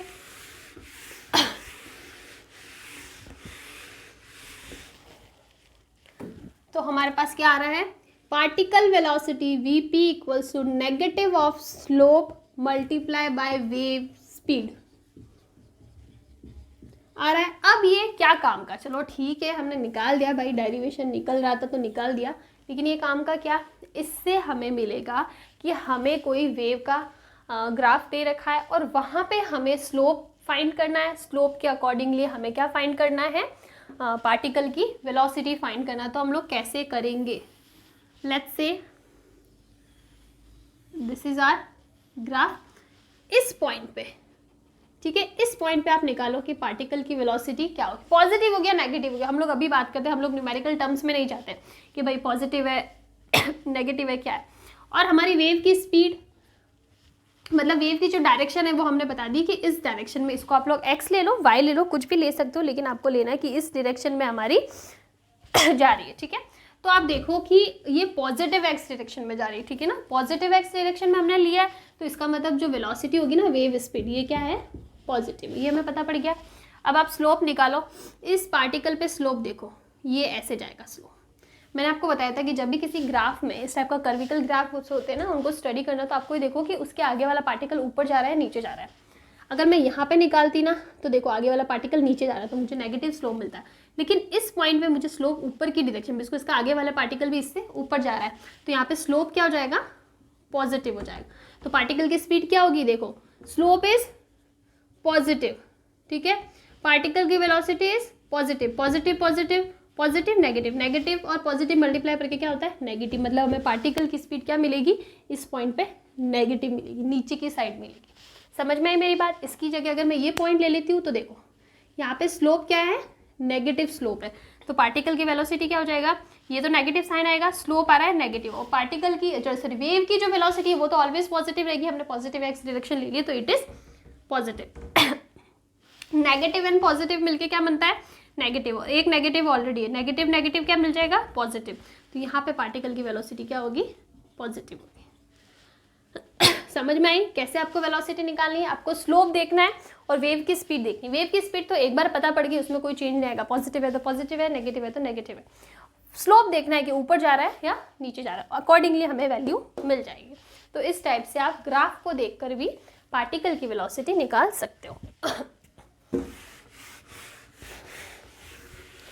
मुझे लगता नहीं है वैसे कि वेव वाला चैप्टर 2 पार्ट में भी कंप्लीट हो जाएगा, बिकॉज मैंने आपको बताया बहुत लेंथी चैप्टर है और मैं नहीं चाहती, पर्सनली मैं नहीं चाहती कि मैं इसको बहुत जल्दी जल्दी करवाऊँ, ठीक है। तो यहाँ पे अब हम लोग आगे पढ़ते, जो जनरल इक्वेशन ऑफ वेव है ना इतनी ज़्यादा इंपॉर्टेंट नहीं है, लेकिन चैप्टर में तो पढ़ लेते, जनरल इक्वेशन ऑफ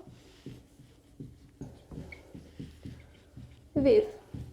क्या करना है, अभी हमने 2 टर्म पढ़ी थी, d Y upon D x, ठीक है, ये तो था हमारा स्लोप, ये हमारा कितना आ रहा था, माइनस का A K cos omega T minus के एक्स, ये आ रहा था, और एक आप ले लो delta Y upon del T, यानी जो वेलोसिटी वाली टर्म है ना वो पढ़ी थी, वो आ रहा था positive of A omega cos omega T minus के एक्स आ रहा था, ठीक है। इनको एक एक बार और डिफ्रेंशिएट कर दो तो ये हो जाएगा हमारा delta square y d x square, एक बार और डिफ्रेंशिएट करोगे तो नेगेटिव नेगेटिव पॉजिटिव हो जाएगा, तो हमें मिलेगा ए के स्क्वायर, क्या आएगा, ए के स्क्वायर, एक बार और के से मल्टीप्लाई हो जाएगा और अगेन इक्वेशन आ जाएगी साइन ओमेगा टी माइनस के एक्स। और यहाँ पे क्या हो जाएगा, इसको भी वापस डिफ्रेंशिएट करो, ओमेगा स्क्वायर, इधर ओमेगा से मल्टीप्लाई होगा ना, टी के रिस्पेक्ट में कर रहे हैं, तो ये हो जाएगा साइन ओमेगा टी माइनस के एक्स। अब हम लोग क्या करते हैं, let's say this is equation number 1, this is equation number 2, divide equation number 2 by equation number 1, किस लिए, बिकॉज मैं ऐसा चाह रही हूँ कि ओमेगा अपॉन के की टर्म आए ताकि हम इसको कुछ आगे चेंज कर सकें। इसलिए मैंने 2 डिवाइड बाय 1 करा है, तो क्या हो जाएगा, delta square y del t square divide by del x square equals to, ये हो जाएगा ए से ए तो कैंसिल हो जाएगा, ओमेगा स्क्वायर अपॉन के स्क्वायर, ये टर्म हमारे पास आएगी। और ये मुझे पता है कि वेव की जो स्पीड है ना वी इक्वल्स टू क्या होता है, ओमेगा अपन के, तो ओमेगा स्क्वायर अपन के स्क्वायर क्या हो जाएगा, वी स्क्वायर हो जाएगा, सॉरी, तो इसको हम लोग लिख देंगे वी स्क्वायर। तो यहाँ से हमारे पास एक इक्वेशन मिलने वाली है which is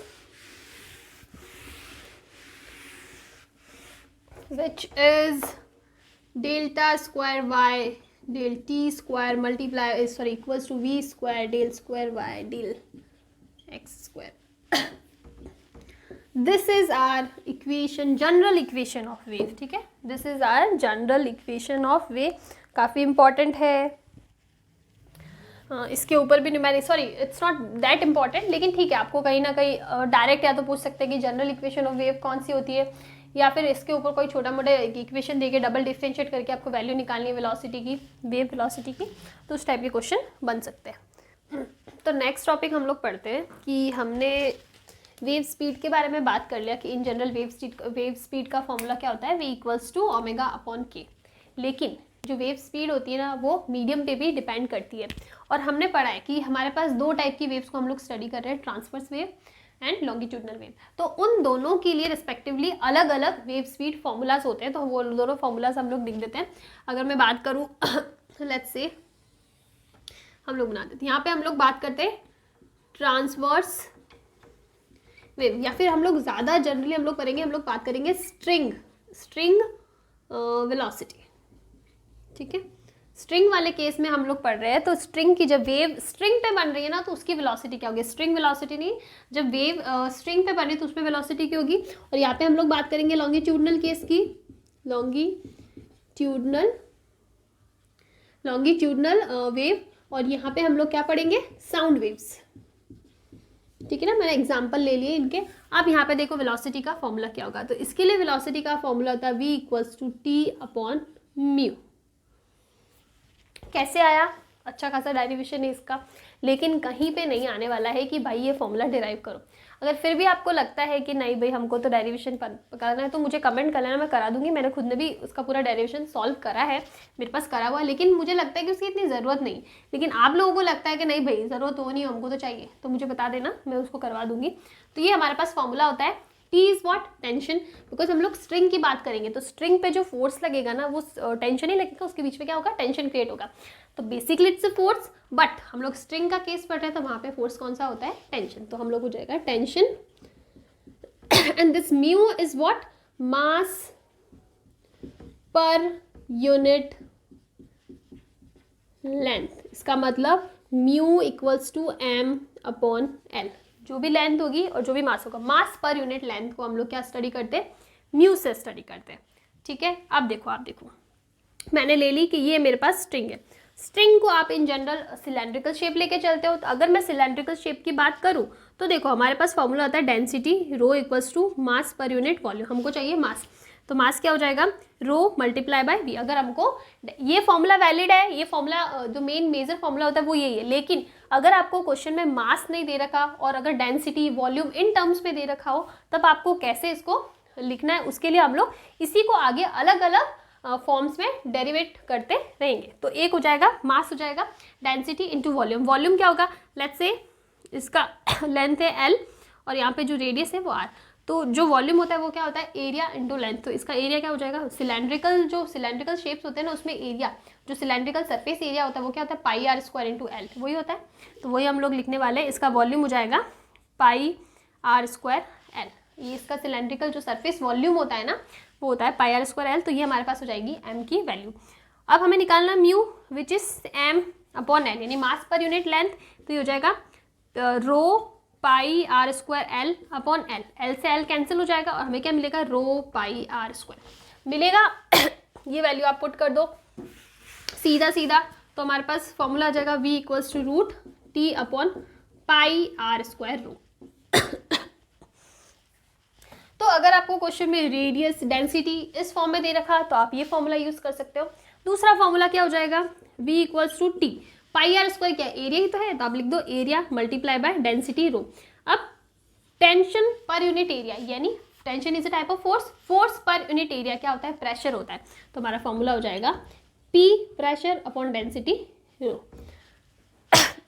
this one is a major formula. यहाँ से हमने ये सारे फॉर्मूलाज निकाले, डिपेंड्स कि आपको ये क्वेश्चन के अकॉर्डिंग है कि आपको क्वेश्चन में किस टर्म्स में पूछा है, रेडियस की टर्म्स में पूछा है ये ले लो, प्रेशर और डेंसिटी की टर्म में पूछा है ये फॉर्मूला ले लो। जिस फॉर्म में क्वेश्चन में आपको पूछा है उसके अकॉर्डिंगली आप फॉर्मूला यूज कर सकते हो। अब एक इंपॉर्टेंट चीज़ आती है यहाँ पे कि v is proportional to 1 upon rho, but v is not proportional to pressure. See आपको समझ में आया, मतलब मैं इसको लिख सकती हूँ p की पावर 0। मतलब फॉर्मूले में हमको क्या मिला है, p अपॉन रो, लेकिन ये रो पे तो डिपेंड कर रहा है, p पे डिपेंड नहीं कर रहा है। क्यों नहीं डिपेंड कर रहा है, बिकॉज ये रो पे डिपेंड कर रहा है ना इन्वर्सली। तो जैसे जैसे रो की वैल्यू बढ़ती है ना, p की वैल्यू भी बढ़ती है। इसीलिए हम लोग बोल रहे हैं कि रो पे डिपेंड करता है और प्रेशर पे डिपेंड नहीं करता। आइडियली अगर मैं थ्योरी में जाए तो ये ज़्यादा अप्रोप्रिएट होता है बोलना कि ये प्रेशर पे डिपेंड नहीं करता। अगर आपको क्वेश्चन में फॉर्मूले में क्वेश्चन में पूछे ना कि velocity of the wave on the string depends upon pressure की पावर 1, प्रेशर की पावर 1/2, जो एक्चुअली फॉर्मूला है वो तो 1/2 ही है, प्रेशर की फॉर्मूला 3/2 या फिर प्रेशर की पावर 0। तो आपको ये करेक्ट करना है, ये करेक्ट नहीं करना है, ठीक है। अब हम लोग आ जाते हैं लॉन्गिट्यूडनल वेव पे या साउंड वेव पे। तो यहाँ पे जो फॉर्मूला होता है ना वो होता है अंडर रूट b अपॉन रो।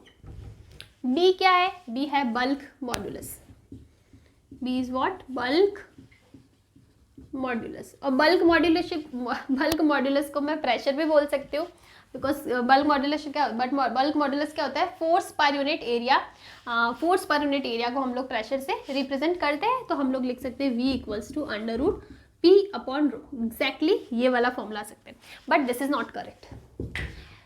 स्टार्टिंग में इनिशियली जब लॉन्गिट्यूडनल वेव्स को, साउंड वेव्स को स्टडी कर रहे थे, तब न्यूटन ने, किसने, न्यूटन ने ये फॉर्मूला दिया था। और न्यूटन ने जो अप्रोच लगाई थी ना, वो लगाई थी कि जब भी हम लोग बल्क मॉडुलस की बात कर रहे हैं ना, तो वहाँ पे हमें प्रोसेस लेनी पड़ेगी, हम लोग कौन सी प्रोसेस ले रहे हैं। याद करो थर्मोडायनेमिक्स वाला चैप्टर, जिसको आपने बहुत अच्छे से नहीं देखा है तो आपको नहीं समझ में आएगा। तो वहाँ पे इसने इस प्रोसेस को लिया था आइसोथर्मल, मतलब आइसोथर्मल प्रोसेस, मतलब टेम्परेचर को कांस्टेंट रख के उसने अपनी कैलकुलेशन करी थी, तब हमें ये फॉर्मूला मिला था। But this formula is practically not correct. जब उसने एक्सपेरिमेंट्स करे ना और जब रिजल्ट्स निकाले तो वो इस फॉर्मूला से रिजल्ट्स करेक्ट फॉर्मूला जो थ्योरेटिकल वैल्यूज थी ना उनसे मैच नहीं कर रहे थे, मतलब प्रैक्टिकली दिस इज रॉन्ग। अगर इसके ऊपर उसने डेरिवेशंस करे, काफ़ी सारे एक्सपेरिमेंट्स करे, वैल्यूज पुट करी, तो उसको जो एक्चुअल में वैल्यू चाहिए वो यहाँ पे नहीं मिली। तो वहाँ से हमें ये फॉर्मूला क्या हो जाता है कि ये फॉर्मूला करेक्ट नहीं है, उसने सही अप्रोच नहीं लगाई। फिर आया लैपलास। लैपलास ने क्या करा, फिर से स्टार्ट नहीं करा, इस फॉर्मूले में क्या क्या करेक्शन करा और उसने क्या कर दिया, अप्रोच ही चेंज कर दी। उसने आइसोथर्मल की जगह प्रोसेस को लिया एडियाबैटिक प्रोसेस। क्या लिया, एडियाबैटिक प्रोसेस लेके उसने इस फॉर्मूले को जब करेक्ट करा ना, तो हमारे पास रिलेशन है। जब भी एडियाबैटिक रिलेशन आता है ना, ये क्या होता है, PV gamma equals to constant, ये इक्वेशन होती है ना, तो यहाँ पे गामा टर्म आती है गामा टर्म आती है, कांस्टेंट टर्म आती है, तो उसने इसको ले लिया गामा पी अपॉन रो। और अब अपने उसने जब एक्सपेरिमेंट्स करे ना, तब रिजल्ट्स क्या हो रहे थे, मैच हो रहे। तो ये फॉर्मूला क्या हो गया हमारा, करेक्ट। तो हमारे पास जो फाइनल फॉर्मूला आया वो क्या आया, gamma P upon rho. This is the final and correct formula. किसने करेक्ट करा, लाप्लास ने करेक्ट करा। ओके इस फॉर्मूले को हम लोग आगे और लिख सकते हैं। ट्रांसवर्स फेज में इतना ही था, ये 3 फॉर्मूलास है जो इससे डेराइव होते हैं। फिर ये करेक्ट कर दिया इसने फॉर्मूला। अब देखो यहाँ पे फॉर्मूला क्या आया, गामा, ठीक है, गामा पी अपॉन रो। अब यहाँ पे देखो क्या हो जाएगा, इसके आगे हम इस फॉर्मूले को और कैसे लिख सकते हैं। ये फॉर्मूले को हम लोग लिख सकते हैं, अगेन देखो सिलेंड्रिकल शेप हो जाएगा। रो को हम लोग क्या लिखेंगे, mass into volume. Mass into volume होता है, मास वॉल्यूम को आप क्या लिख सकते हो, pi are square and multiply by the length, ऐसे लिख सकते हो। या फिर हम लोग ये वाली अप्रोच नहीं लगाते, हम लोग और भी इजी अप्रोच लगाते हैं, बिकॉज हम लोग प्रोसेसेस की बात कर रहे हैं ना। तो हमने प्रोसेस की बात कर ली, तो यहाँ पे क्या हो जाएगा, P V equals to R T. ये इक्वेशन होती है हमारे पास, P V equals to R T. तो यहाँ से आप पी की वैल्यू निकालो, क्या आ जाएगा, आर टी अपॉन वी आ जाएगा। फॉर्मूले में पुट करो वेलोसिटी, ये वेलोसिटी यहाँ, ये वॉल्यूम है, ये हो जाएगा gamma R T upon volume we into rho. ये फॉर्मूला आ जाएगा हमारे पास। अब आप देखो इसके आगे आपको क्या करना है, रो इंटू वी। हमें पता है कि रो डेंसिटी इक्वल्स टू होता है मास पर यूनिट वॉल्यूम, तो मास क्या हो जाएगा, रो इंटू वी हो जाएगा ना। तो यहाँ पे हम लोग लिख सकते हैं v equals to gamma R T upon mass M. This is also a very important formula यही है मेजर फॉर्मूला। बस इसी फॉर्मूले से हमने ये वाला फॉर्मूला क्या करा है, डेराइव करा है ये किस लिए करा है कि अगर हमें मास की टर्म्स में पूछा है तो हमें कैसे लिखना है, उसके लिए कैसे। देखो इसके अंदर एक इंपॉर्टेंट क्वेश्चन भी बनता है, जैसे ही मास टर्म आई ना, यहाँ पे एक इंपॉर्टेंट क्वेश्चन बनता है।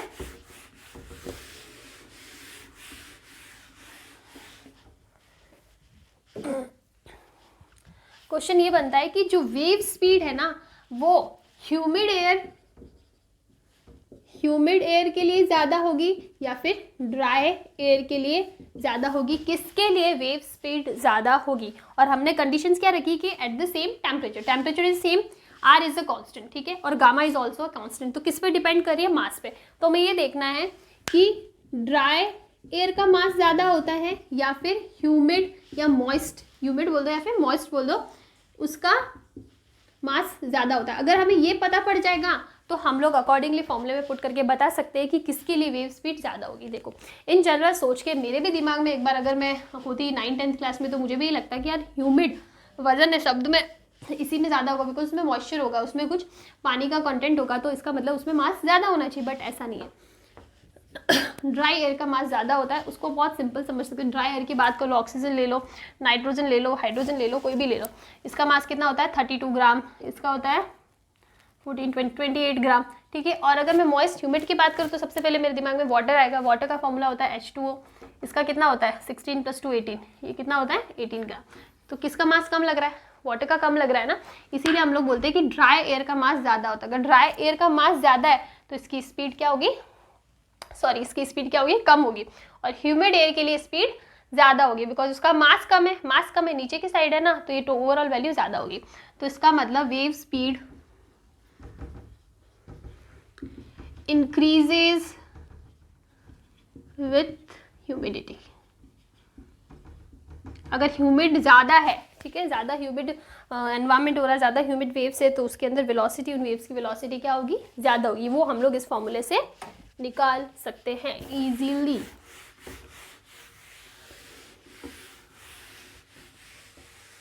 तो ये हो गया हमारा क्या, वेव की स्पीड। अगर हम लोग अलग अलग बात करें कि ट्रांसवर्स में कितनी होती है, लॉन्गिट्यूडल में कितनी होती है, तो वो भी हमें यहाँ से मिल जाएगी।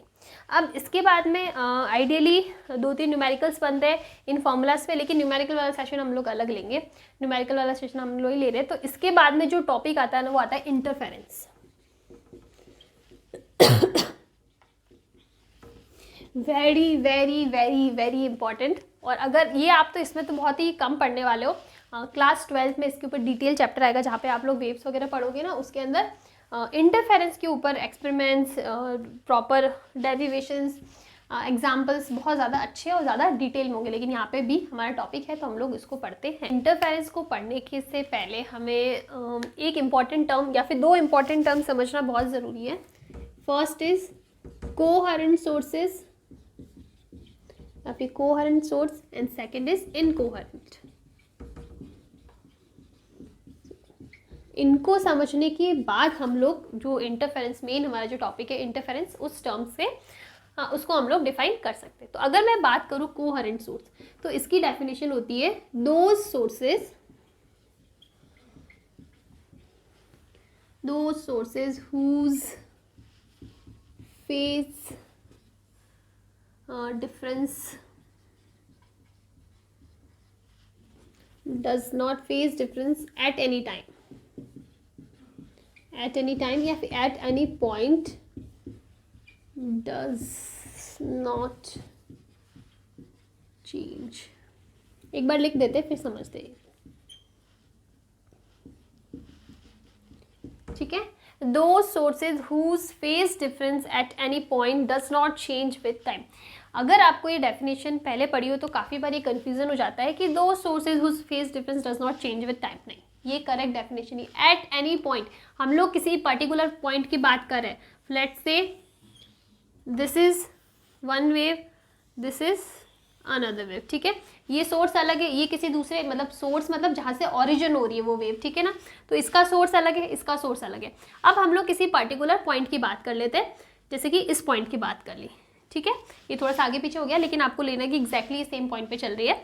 तो इस पॉइंट पे और इस पॉइंट पे, इस पॉइंट की बात करें एट पर्टिकुलर पॉइंट पे, यहाँ पे जितना फेज डिफरेंस है ना, उतना ही फेज डिफरेंस यहाँ पे होना चाहिए। अब ये जो फेज डिफरेंस है, फॉर एग्जांपल इनके बीच का, इन 2 पॉइंट के बीच का फेज डिफरेंस है π/4, ठीक है। तो ये पूरी की पूरी वेव में इन पॉइंट का, चाहे ये वेव अब आगे जाके ये पॉइंट है, ये वाला पॉइंट हमने लिया ना, अब है ना ये वेव कुछ इस पॉइंट, ये वाला पॉइंट इधर आ जाए, ठीक है। उस केस में भी इन दोनों पॉइंट के बीच का फेज डिफरेंस क्या होना चाहिए, सेम होना चाहिए, टाइम के साथ चेंज नहीं होना। इसलिए यहाँ पे ये जो पॉइंट होता है ना, वो बहुत ज़रूरी होता है।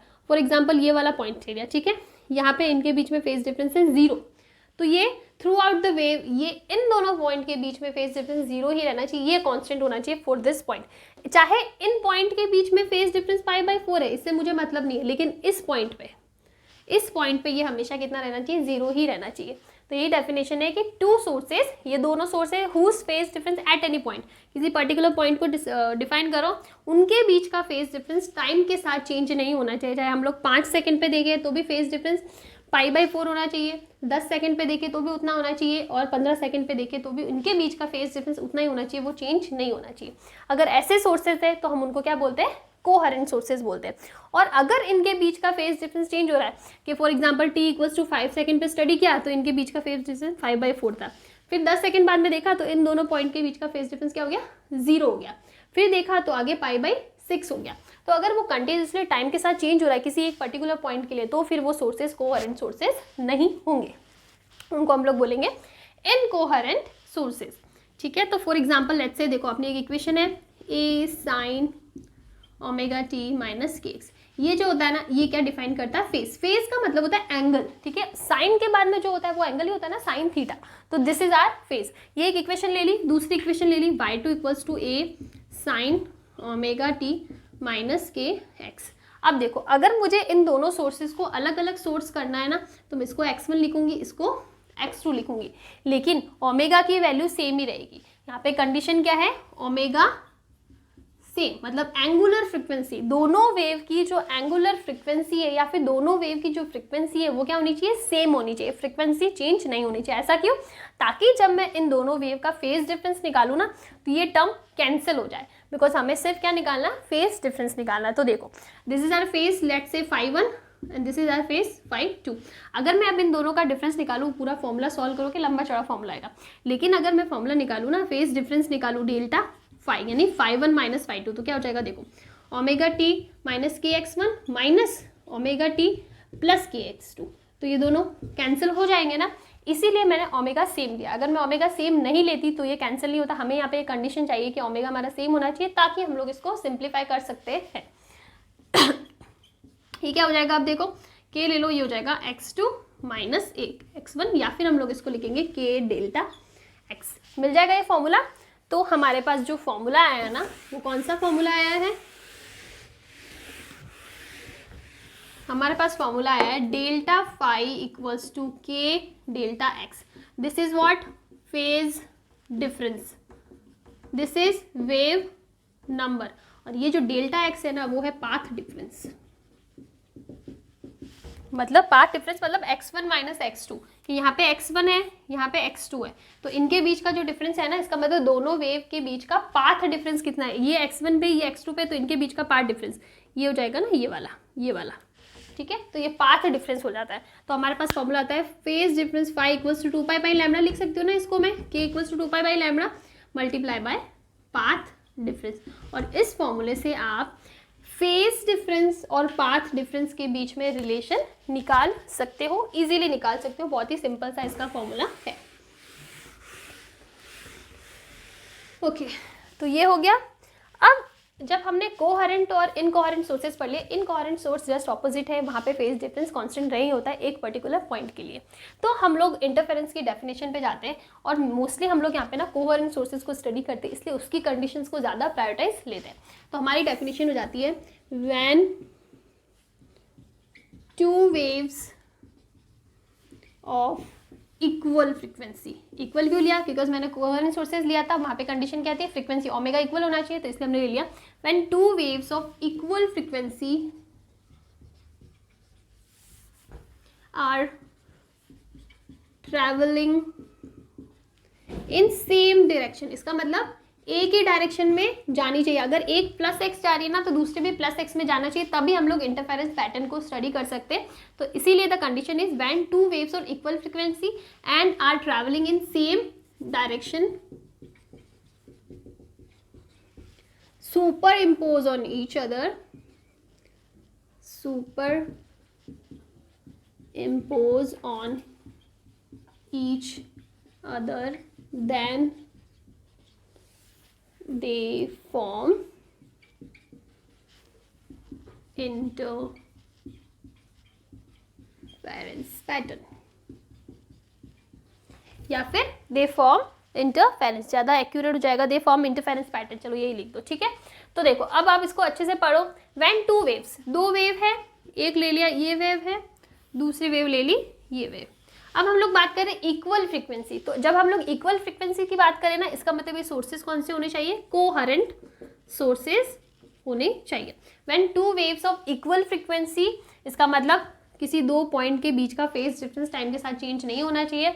Are traveling in same direction, दोनों सेम डायरेक्शन में जा रही है, ये एक्स डायरेक्शन में जा रही है तो ये भी एक्स, पॉजिटिव तो पॉजिटिव, ठीक है। Are traveling in same direction superimpose on each other, मतलब एक दूसरे के ऊपर सुपर इम्पोज होती है। तो उसके बाद में हमें जो वेव मिलेगी ना, इन दोनों का आप ऐड कर दो। सुपर इम्पोज मतलब एक दूसरे के ऊपर इम्पोज हो रही है, एडन हो रही है, तब हमें जो पैटर्न मिलेगा, जब हमें जो वेव मिलेगी ना, कुछ इस टाइप की वेव, नहीं सॉरी, तो ऑपोजिट डायरेक्शन में होता है। उसके बाद में हमें जो वेव मिलेगी ना, उसको हम लोग बोलते हैं कि वो हमारी इंटरफेरेंस के बाद वाली वेव है। तो अब इसको मैथमेटिकली देखो, ये तो डेफिनेशन हो गई, दोनों वेव है, दोनों की फ्रीक्वेंसी सेम होनी चाहिए, सेम डायरेक्शन में होनी चाहिए, एक दूसरे के ऊपर सुपर इम्पोज हो रही है, तो हमें जो पैटर्न मिलेगा वो कौन सा हो जाएगा, इंटरफेरेंस पैटर्न हो जाएगा। लेकिन मैथमेटिकली आप इसको कैसे देखोगे, देखो एक इक्वेशन हो जाएगी y इक्वल्स टू y1 ले लो, a साइन a1 ले लो, साइन ओमेगा t माइनस के एक्स, ठीक है, सेम डायरेक्शन में, तो x ओमेगा तो क्या होना चाहिए, सेम ही होना चाहिए, y2 दूसरी दो की ही बात करते हैं हम लोग, तो ये हो जाएगा a2 sign omega t minus के एक्स प्लस 5 मैंने इसलिए लिया है कि लेट्स से कि दोनों के बीच में कुछ फेज डिफरेंस है, that difference should be constant for a particular point, लेकिन ऐसा नहीं कि उनके बीच में फेज डिफरेंस नहीं हो सकता कि हाँ भाई ये ऐसे है और दूसरी भी सेम ऐसे आई, नहीं, ऐसा भी हो सकता है कि एक इक्वेशन ऐसे है और दूसरी आई कुछ ऐसे, जैसे यहाँ से ओरिजिन हो रही है ना, तो ऐसे, ठीक है, तो इनके बीच में फेज डिफरेंस हुआ ना, देखो ये यहाँ पे और इसका 0 यहाँ पे, तो इसका मतलब ये थोड़ी सी आगे चल रही है, तो इनके बीच में कुछ ना कुछ क्या होगा, फेज डिफरेंस होगा। अकॉर्डिंग टू दिस ग्राफ ये π/2 का फेज डिफरेंस क्रिएट हो रहा है। तो दोनों के बीच में कुछ, आप इसको 0 भी ले सकते हो, अगर आपको नहीं लेना आप 0 ले लो, ठीक है, लेकिन हम लोग मान के चलते कि कुछ फेज डिफरेंस है, बिकॉज हमें एक फॉर्मूला चाहिए, तो हमारे पास 2 आ गया। अब हमारे पास ये जो इक्वेशन मिलेगी ना y1 प्लस y2, ये हो जाएगी हमारी इंटरफेरेंस के बाद वाली इक्वेशन। आप देख लो, साइन ए प्लस साइन बी का फॉर्मूला आता है ना, उससे आप इसको कैलकुलेट कर सकते हैं, लेकिन हमें इक्वेशन नहीं चाहिए, हमें एम्पलीट्यूड का रिलेशन चाहिए। एम्पलीट्यूड का रिलेशन चाहिए तो हम लोग कैसे निकालेंगे, देखो हम लोग मान लेते हैं कि this is are a1, a1 क्या एम्पलीट्यूड है y1 के लिए, this is are a2, a1 और a2 के बीच में एक एंगल है, हमने बताया यहाँ पे एक फेज एंगल काम कर रहा है, तो लेट्स से कितना है एंगल फाई, ठीक है, ये हमने ले लिया। और आपको पता है वेक्टर्स के बीच में ये वाला एंगल नहीं ले सकते, दोनों का क्या होना चाहिए, एक का हेड होना चाहिए, दूसरे का दोनों का क्या होना चाहिए दोनों का हेड होना चाहिए, दोनों का टो कनेक्ट होना चाहिए, तभी हम उनके बीच का एंगल ले सकते हैं। तो आप इसको आगे बढ़ाओ तो ये देखो दोनों का टेल जो है वो कनेक्ट हो रही है, तो वहाँ से आप इनके बीच का एंगल ले सकते हो। ये आपने वेक्टर वाले चैप्टर में अच्छे से पढ़ा होना है, अभी तक तो पढ़ा ही होना चाहिए। तो ये इनके बीच का एंगल हो गया। अब मुझे इनका रिजल्टेंट निकालना, तो रिजल्टेंट ऐसे ही होगा, ये कैपिटल ए होना चाहिए। तो ये कैसे होगा, देखो इसको हम लोग ले लेते हैं a2 sin फाई, निकाल सकते हो ना, कंपोनेंट्स ले लो, this is a2 cos phi और ये हो जाएगा a1 sin फाई, ये कितना हो जाएगा a2 cos फाई हो गया। अब आपको a निकालना है, तो a क्या होगा, a equals to under root इस पूरे का स्क्वायर, यानी a1 plus a2 cos phi का स्क्वायर प्लस इसका स्क्वायर, यानी a2 sin फाई का स्क्वायर हो जाएगा। अब हम लोग इसको सॉल्व करते हैं।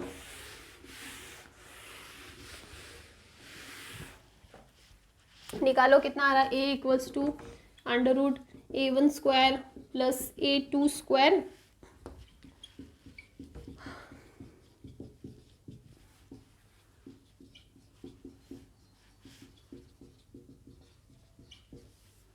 ये हमारे पास इसको ओपन करने के बाद आ रहा है। आप यहाँ पे देखो a2 square cos square 5 plus a2 square sine square 5, आप a2 स्क्वायर कॉमन ले लो तो क्या हो जाएगा, sine square 5 plus cos square 5 जिसकी होती है वैल्यू होती है 1, तो ये हो जाएगा a1 square plus a2 square और ये हो जाएगा 2a1 a2 cos 5।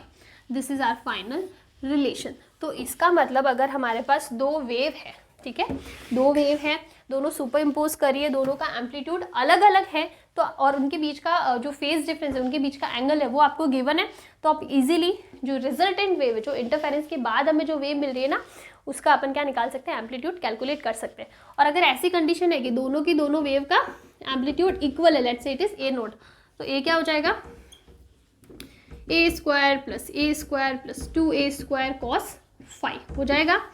कॉमन ले लो आप a, 2a स्क्वायर हो जाएगा, तो a कॉमन ले लिया तो ये हो जाएगा 1 प्लस 2 कॉमन, एक सेकेंड कैलकुलेट ही कर लेते, कंफ्यूज हो जाएंगे, ये हो जाएगा 2a square plus 2a square cos 5 होगा। a स्क्वायर कॉमन ले लो तो ये हो जाएगा, एक बार आ जाएगा और ये हो जाएगा 1 प्लस कॉस 5 ये होगा। इसको आप आगे और सॉल्व करो तो हमारे पास आ जाएगा 2a नॉट cos 5/2। अब ये कैसे आया ये आपको पता होना चाहिए कि हमको कैसे सिंगल एंगल को इस एंगल में चेंज करना होता है। 1 + cos फाई इक्वल्स टू हो जाएगा अंडर रूट का cos स्क्वायर 5/2, और जब आप अंडर रूट खोलेंगे 2 cos स्क्वायर 5/2 खुलने के बाद ये हो जाएगा, इट इज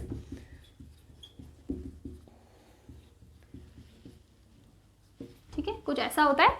2 से 2 मल्टीप्लाई हो गया 4 बाय अगर जो 2 हो जाएगा, इट इज a0, ठीक है, और हमारे पास ये रिलेशन मिल जाएगा। आई थिंक इसमें किसी को कोई प्रॉब्लम नहीं होनी चाहिए। तो सिंपल सी मैथमेटिकल कैलकुलेशन है, चाहे तो ये फॉर्मूला याद रख लो, चाहे ये फॉर्मूला याद रख लो, इसी से ये आया है, तो इसमें कोई प्रॉब्लम नहीं है।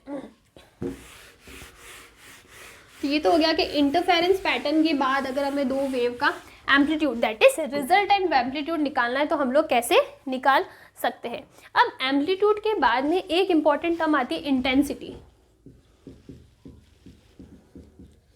कि जो वेव है ना, किसकी इंटेंसिटी, वेव की इंटेंसिटी। सबसे पहले हम लोग इंटरफेरेंस की बात नहीं करते, हम लोग एक सिंपल जनरल सिंगल वेव की इंटेंसिटी की बात करें कि कितनी होनी चाहिए, तो उसका हम लोग फॉर्मूला निकालें। जो इंटेंसिटी होती है ना, पहले भी पढ़ चुके हैं आप ये फॉर्मूला, वो होता है energy per unit time and area, मतलब टाइम मल्टीप्लाई बाय एरिया। ये फॉर्मूला होता है इंटेंसिटी का, ठीक है। तो जैसे कि ये हमारी वेव है, हमने कंसीडर कर लिया है वेव के अंदर कोई एक सिलेंड्रिकल शेप, इसका सरफेस एरिया एस ले लो, लेंथ ले लो एक्स, ठीक है। अब एनर्जी निकालनी है, तो intensity equals to energy, energy यानी ½ mv²। इन जनरल तो हमारे पास यही फॉर्मूला होता है, ½ mv² upon time multiply by area. Area कितना है, एस, हो गया। अब आप देखो, हम लोग यहाँ पे जब वेव की बात करेंगे ना, तो हम लोग ट्राई करेंगे कि हमारा यहाँ पे मास टर्म नहीं लेके डेंसिटी की टर्म में फॉर्मूला ले। तो अगर हमें डेंसिटी की टर्म में फॉर्मूला लेना होगा ना, तो density rho equals to m/v होता है, तो m इज इक्वल टू रो/v हो जाएगा, m इक्वल्स टू रो, और वॉल्यूम कितना होगा, s इंटू एक्स, यही तो वॉल्यूम होगा, तो s x, ये फॉर्मूला हमारे पास आ जाएगा। तो हमारे पास रिलेशन आया ½ ρs(x) होगा। v कहाँ है, v है हमारे पास यहाँ पे पार्टिकल की वेलोसिटी, ठीक है। वेव की इंटेंसिटी निकाले किसी पर्टिकुलर पॉइंट पे, तो v है दैट इज पार्टिकल वेलोसिटी। और वो हमारे पास क्या था, जब हमने निकाला था ना मैक्सिमम वेलोसिटी, तो हमने डिफ्रेंशिएट करा तो आया था ω(a cos ω(t - kx), ये वैल्यू आया था हमारे पास। हम लोग यहाँ पे ले रहे हैं मैक्सिमम ले रहे हैं ना, तो इस टर्म की वैल्यू कितनी हो जाएगी, 1 हो जाएगी। तो पीछे क्या बचेगा, ω(a), यहाँ पे स्क्वायर है तो हो जाएगा ω²a², ts, s से s कैंसिल हो जाएगा, x/t जो है ना, x/t ये हमारा बन जाएगा वेव स्पीड v। तो हम लोग लिख सकते हैं हमारे फॉर्मूले को कि intensity I equals to ½ ρ ½ ρ wave velocity ω²a²। This is our formula, this is very very important formula. इस रिलेशन से हमें पता पड़ता है कि I is proportional to a², यानी एम्पलीट्यूड के स्क्वायर के प्रोपोर्शनल होता है क्या, इंटेंसिटी। इस डेरिवेशन में आई थिंक किसी को कोई प्रॉब्लम नहीं, बहुत ही छोटा सा डेरिवेशन है और बहुत ज़्यादा कोई इतना इंपॉर्टेंट भी नहीं है कि आपको कोई डेरिवेशन पूछ ले। द इम्पॉर्टेंट जो है ना, वो ये फॉर्मूला की इंटेंसिटी किन किन टर्म्स पे कैसे डिपेंड कर रही है, और मेजरली हम लोग बात करेंगे कि एम्पलीट्यूड पे कैसे डिपेंड कर रही है। बाकी ये टर्म कोई ज़रूरी नहीं है, यहाँ पे आपको ये पता होना चाहिए कि ये जो v है ना, वो क्या है, वेव की वेलोसिटी है। हमने स्टार्ट करा था पार्टिकल की वेलोसिटी से और हम लोग आ किस पे गए, वेव की वेलोसिटी पे, ठीक है। तो अब हमें जो हमारे एम्पलीट्यूड के फॉर्मूलाज है ना, उनको हमें इन फॉर्मूलाज के अंदर कन्वर्ट करना है। हमारा एम्पलीट्यूड का फॉर्मूला क्या था, a इक्वल्स टू, या फिर a² ले लो, ठीक है, ज़्यादा अच्छा होगा, a1² plus a2² plus 2a1a2 cos phi. हमने ये फॉर्मूला पढ़ा था।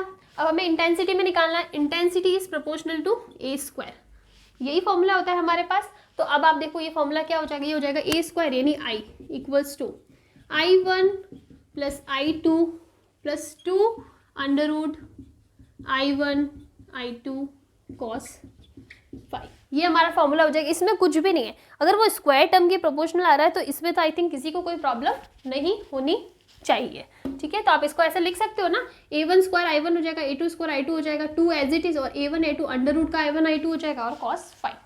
और अगर मैं दूसरे फॉर्मूला की बात करूँ जो हमारा था a equals to 2a0 cos φ/2, ये फॉर्मूला था हमारे पास। इसको आपको चेंज करना है तो आप इसको स्क्वायर कर दो, देखो क्या हो जाएगा, a² equals to 4a0² cos square 5/2 हो जाएगा।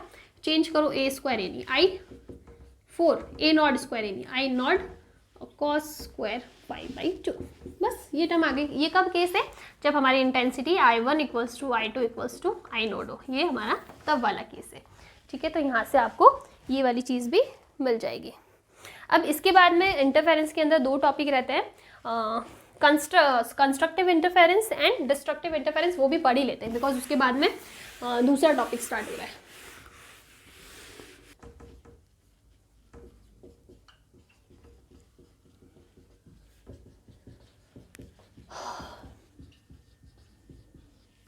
कंस्ट्रक्टिव इंटरफेरेंस काफ़ी लंबा वीडियो हो जाएगा, लेकिन चैप्टर बहुत बड़ा है और मैं ट्राई कर रही थी 2 वीडियो में ही अपलोड कर लूँ, ताकि अगर हम लोग तीसरा वीडियो लेकर भी आते हैं ना तो वो सिर्फ न्यूमेरिकल पे बेस्ड हो, ठीक है। तो कंस्ट्रक्टिव इंटरफेरेंस, अगर मैं बात करूँ कंस्ट्रक्टिव इंटरफेरेंस में, तो यहाँ पे हमारे पास कंडीशन होती है कि हमें मैक्सिमम एम्पलीट्यूड मिलना चाहिए। मतलब जो दो वेव्स, इंटरफेरेंस क्या होता है कि दो वेव जिनकी फ्रिक्वेंसी सेम हो, सेम डायरेक्शन में ट्रैवल करिए, वो सुपर इम्पोज कर जाए, वो एड ऑन हो जाए, ठीक है। तो वो इस टाइप से सुपर इम्पोज करनी चाहिए कि सुपर इम्पोज करने के बाद हमें मैक्सिमम एम्पलीट्यूड मिले। For example first wave is this and second wave is this, और ये जब एड सुपर इम्पोज करें ना तो हमें ये एम्पलीट्यूड क्या मिले? मैक्सिमम, इस टाइप से, ठीक है। एम्पलीट्यूड ये वाला पार्ट होता है, तो ये हमें मैक्सिमम मिले जितना भी पॉसिबल हो। तो ये हमारे पास कंडीशन है। अगर एम्पलीट्यूड मैक्सिमम है और हमें पता है intensity is proportional to amplitude का स्क्वायर, तो इंटेंसिटी भी क्या हो जाएगी? मैक्सिमम हो जाएगी, मैक्सिमम इंटेंसिटी। ये कब पॉसिबल है? देखो हमारे पास फॉर्मूला क्या है, A इक्वल्स टू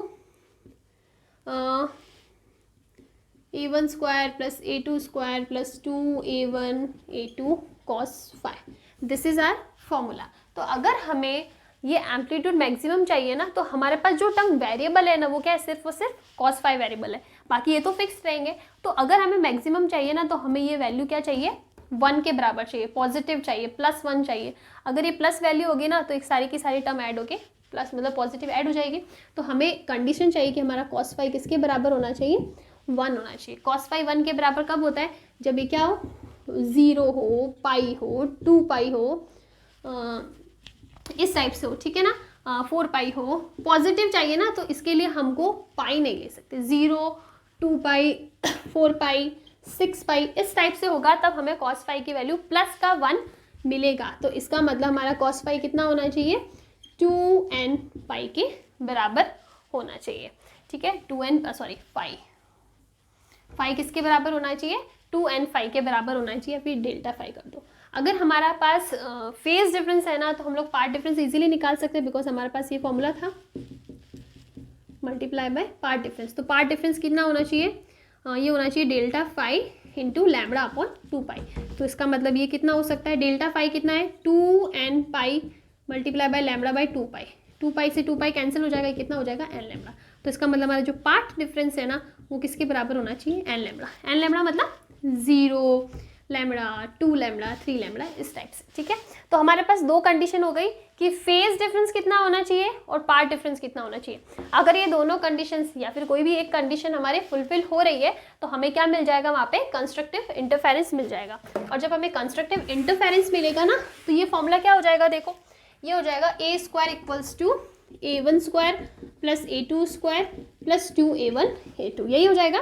यानी A square equals to A1 plus A2 का होल स्क्वायर।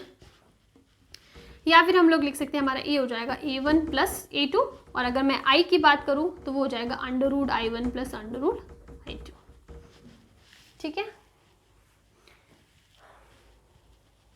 आई थिंक ये होना चाहिए, ठीक है। तो इस टाइप से हम ये फॉर्मूले को लिख सकते हैं। ये मैक्सिमम है, ये ना मैक्सिमम वाला केस है, मैक्सिमम, तो ये भी मैक्सिमम है, ठीक है ना, मैक्सिमम हो जाएगा हमारे पास। आप फॉर्मूले से इजीली ट्रांसफर कर सकते हो। I इक्वल्स टू क्या हो जाता है? I equals to I1 plus I2 plus √I1 I2 two √I1 2।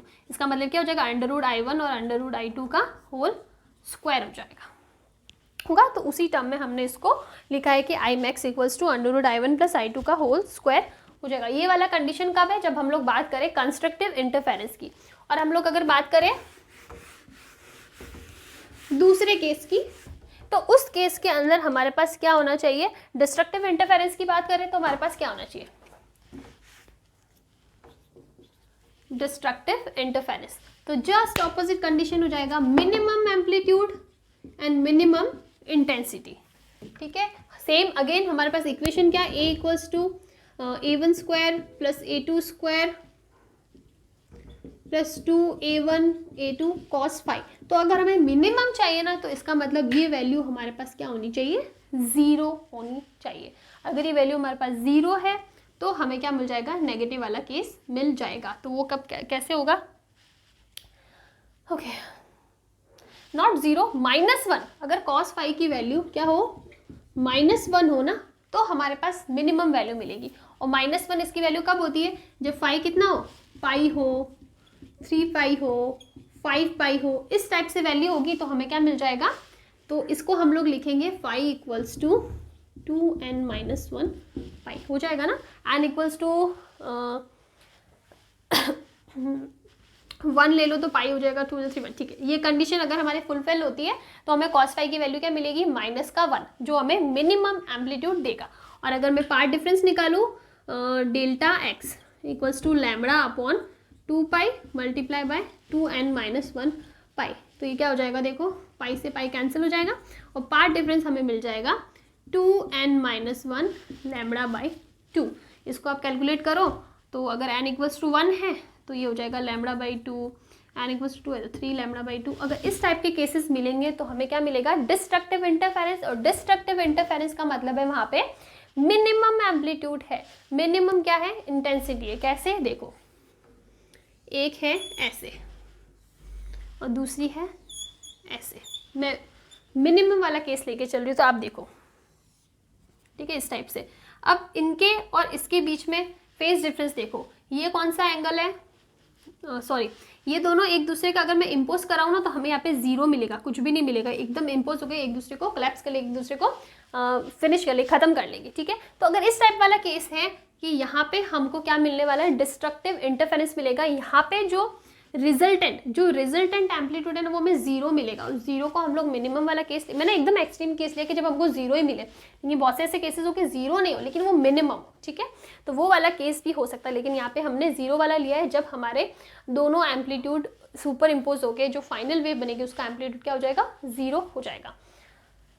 तो यहाँ से अगर मैं फॉर्मूला निकालूँ तो ए मिनिमम आएगा मेरा a1 माइनस a2, और अगर i मिनिमम निकालो तो आएगा √i1 माइनस √i2 का स्क्वायर। ये दो केसेस हमारे पास क्या हो गए, आ जाएंगे।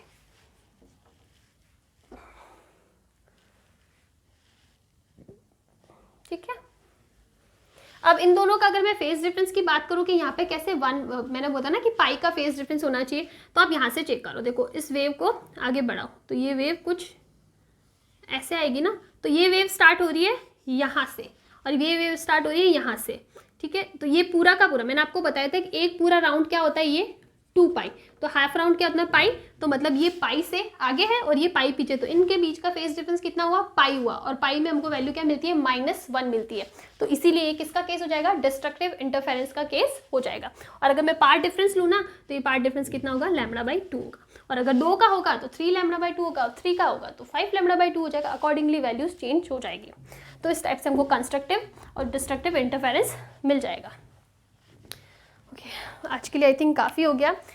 नेक्स्ट इंटरफेरेंस वाला तो टॉपिक ख़त्म हो जाता है, लेकिन इसके ऊपर मुझे 2 न्यूमेरिकल करवाने जो मुझे थोड़े से मतलब इजी न्यूमेरिकल है, लेकिन समझने के तरीके से थोड़े से इंपॉर्टेंट है, तो हम लोग नेक्स्ट वीडियो में लेंगे, बिकॉज ये ऑलरेडी काफ़ी लंबा हो गया है।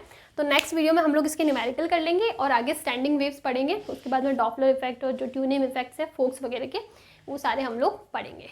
तो आई गेस अभी तक जितना पढ़ा है वो आपको समझ में आ जाना चाहिए। कहीं पे कन्फ्यूज़न रहता है जितना मैंने पढ़ा है उसमें, तो मुझे बताना कमेंट्स में कि ये चीज़ नहीं उतना अच्छे से समझ में आई, प्रॉपर्ली बताना, तो मैं आपको नेक्स्ट वीडियो में वो फिर से समझा दूंगी। ठीक है, तो अच्छे से वीडियो को देखना। नेक्स्ट वीडियो होपफुली मैं 3-4 दिन के अंदर अंदर ही डाल दूंगी, या फिर 2-3 दिन के अंदर अंदर ही डाल दूंगी। तो तब तक के लिए बहुत अच्छे से पढ़ाई करो, एग्जाम चले तो अच्छे से पढ़ो, साथ साथ में वीडियोज़ का अगर टाइम मिले तो वीडियोज़ भी देखते रहो, अदरवाइज एग्जाम के बाद देख लेना, कोई प्रॉब्लम नहीं। ठीक है, चलो थैंक यू आज की वीडियो के लिए, एंड नेक्स्ट वीडियो में हम लोग नेक्स्ट टॉपिक की बात करते हैं।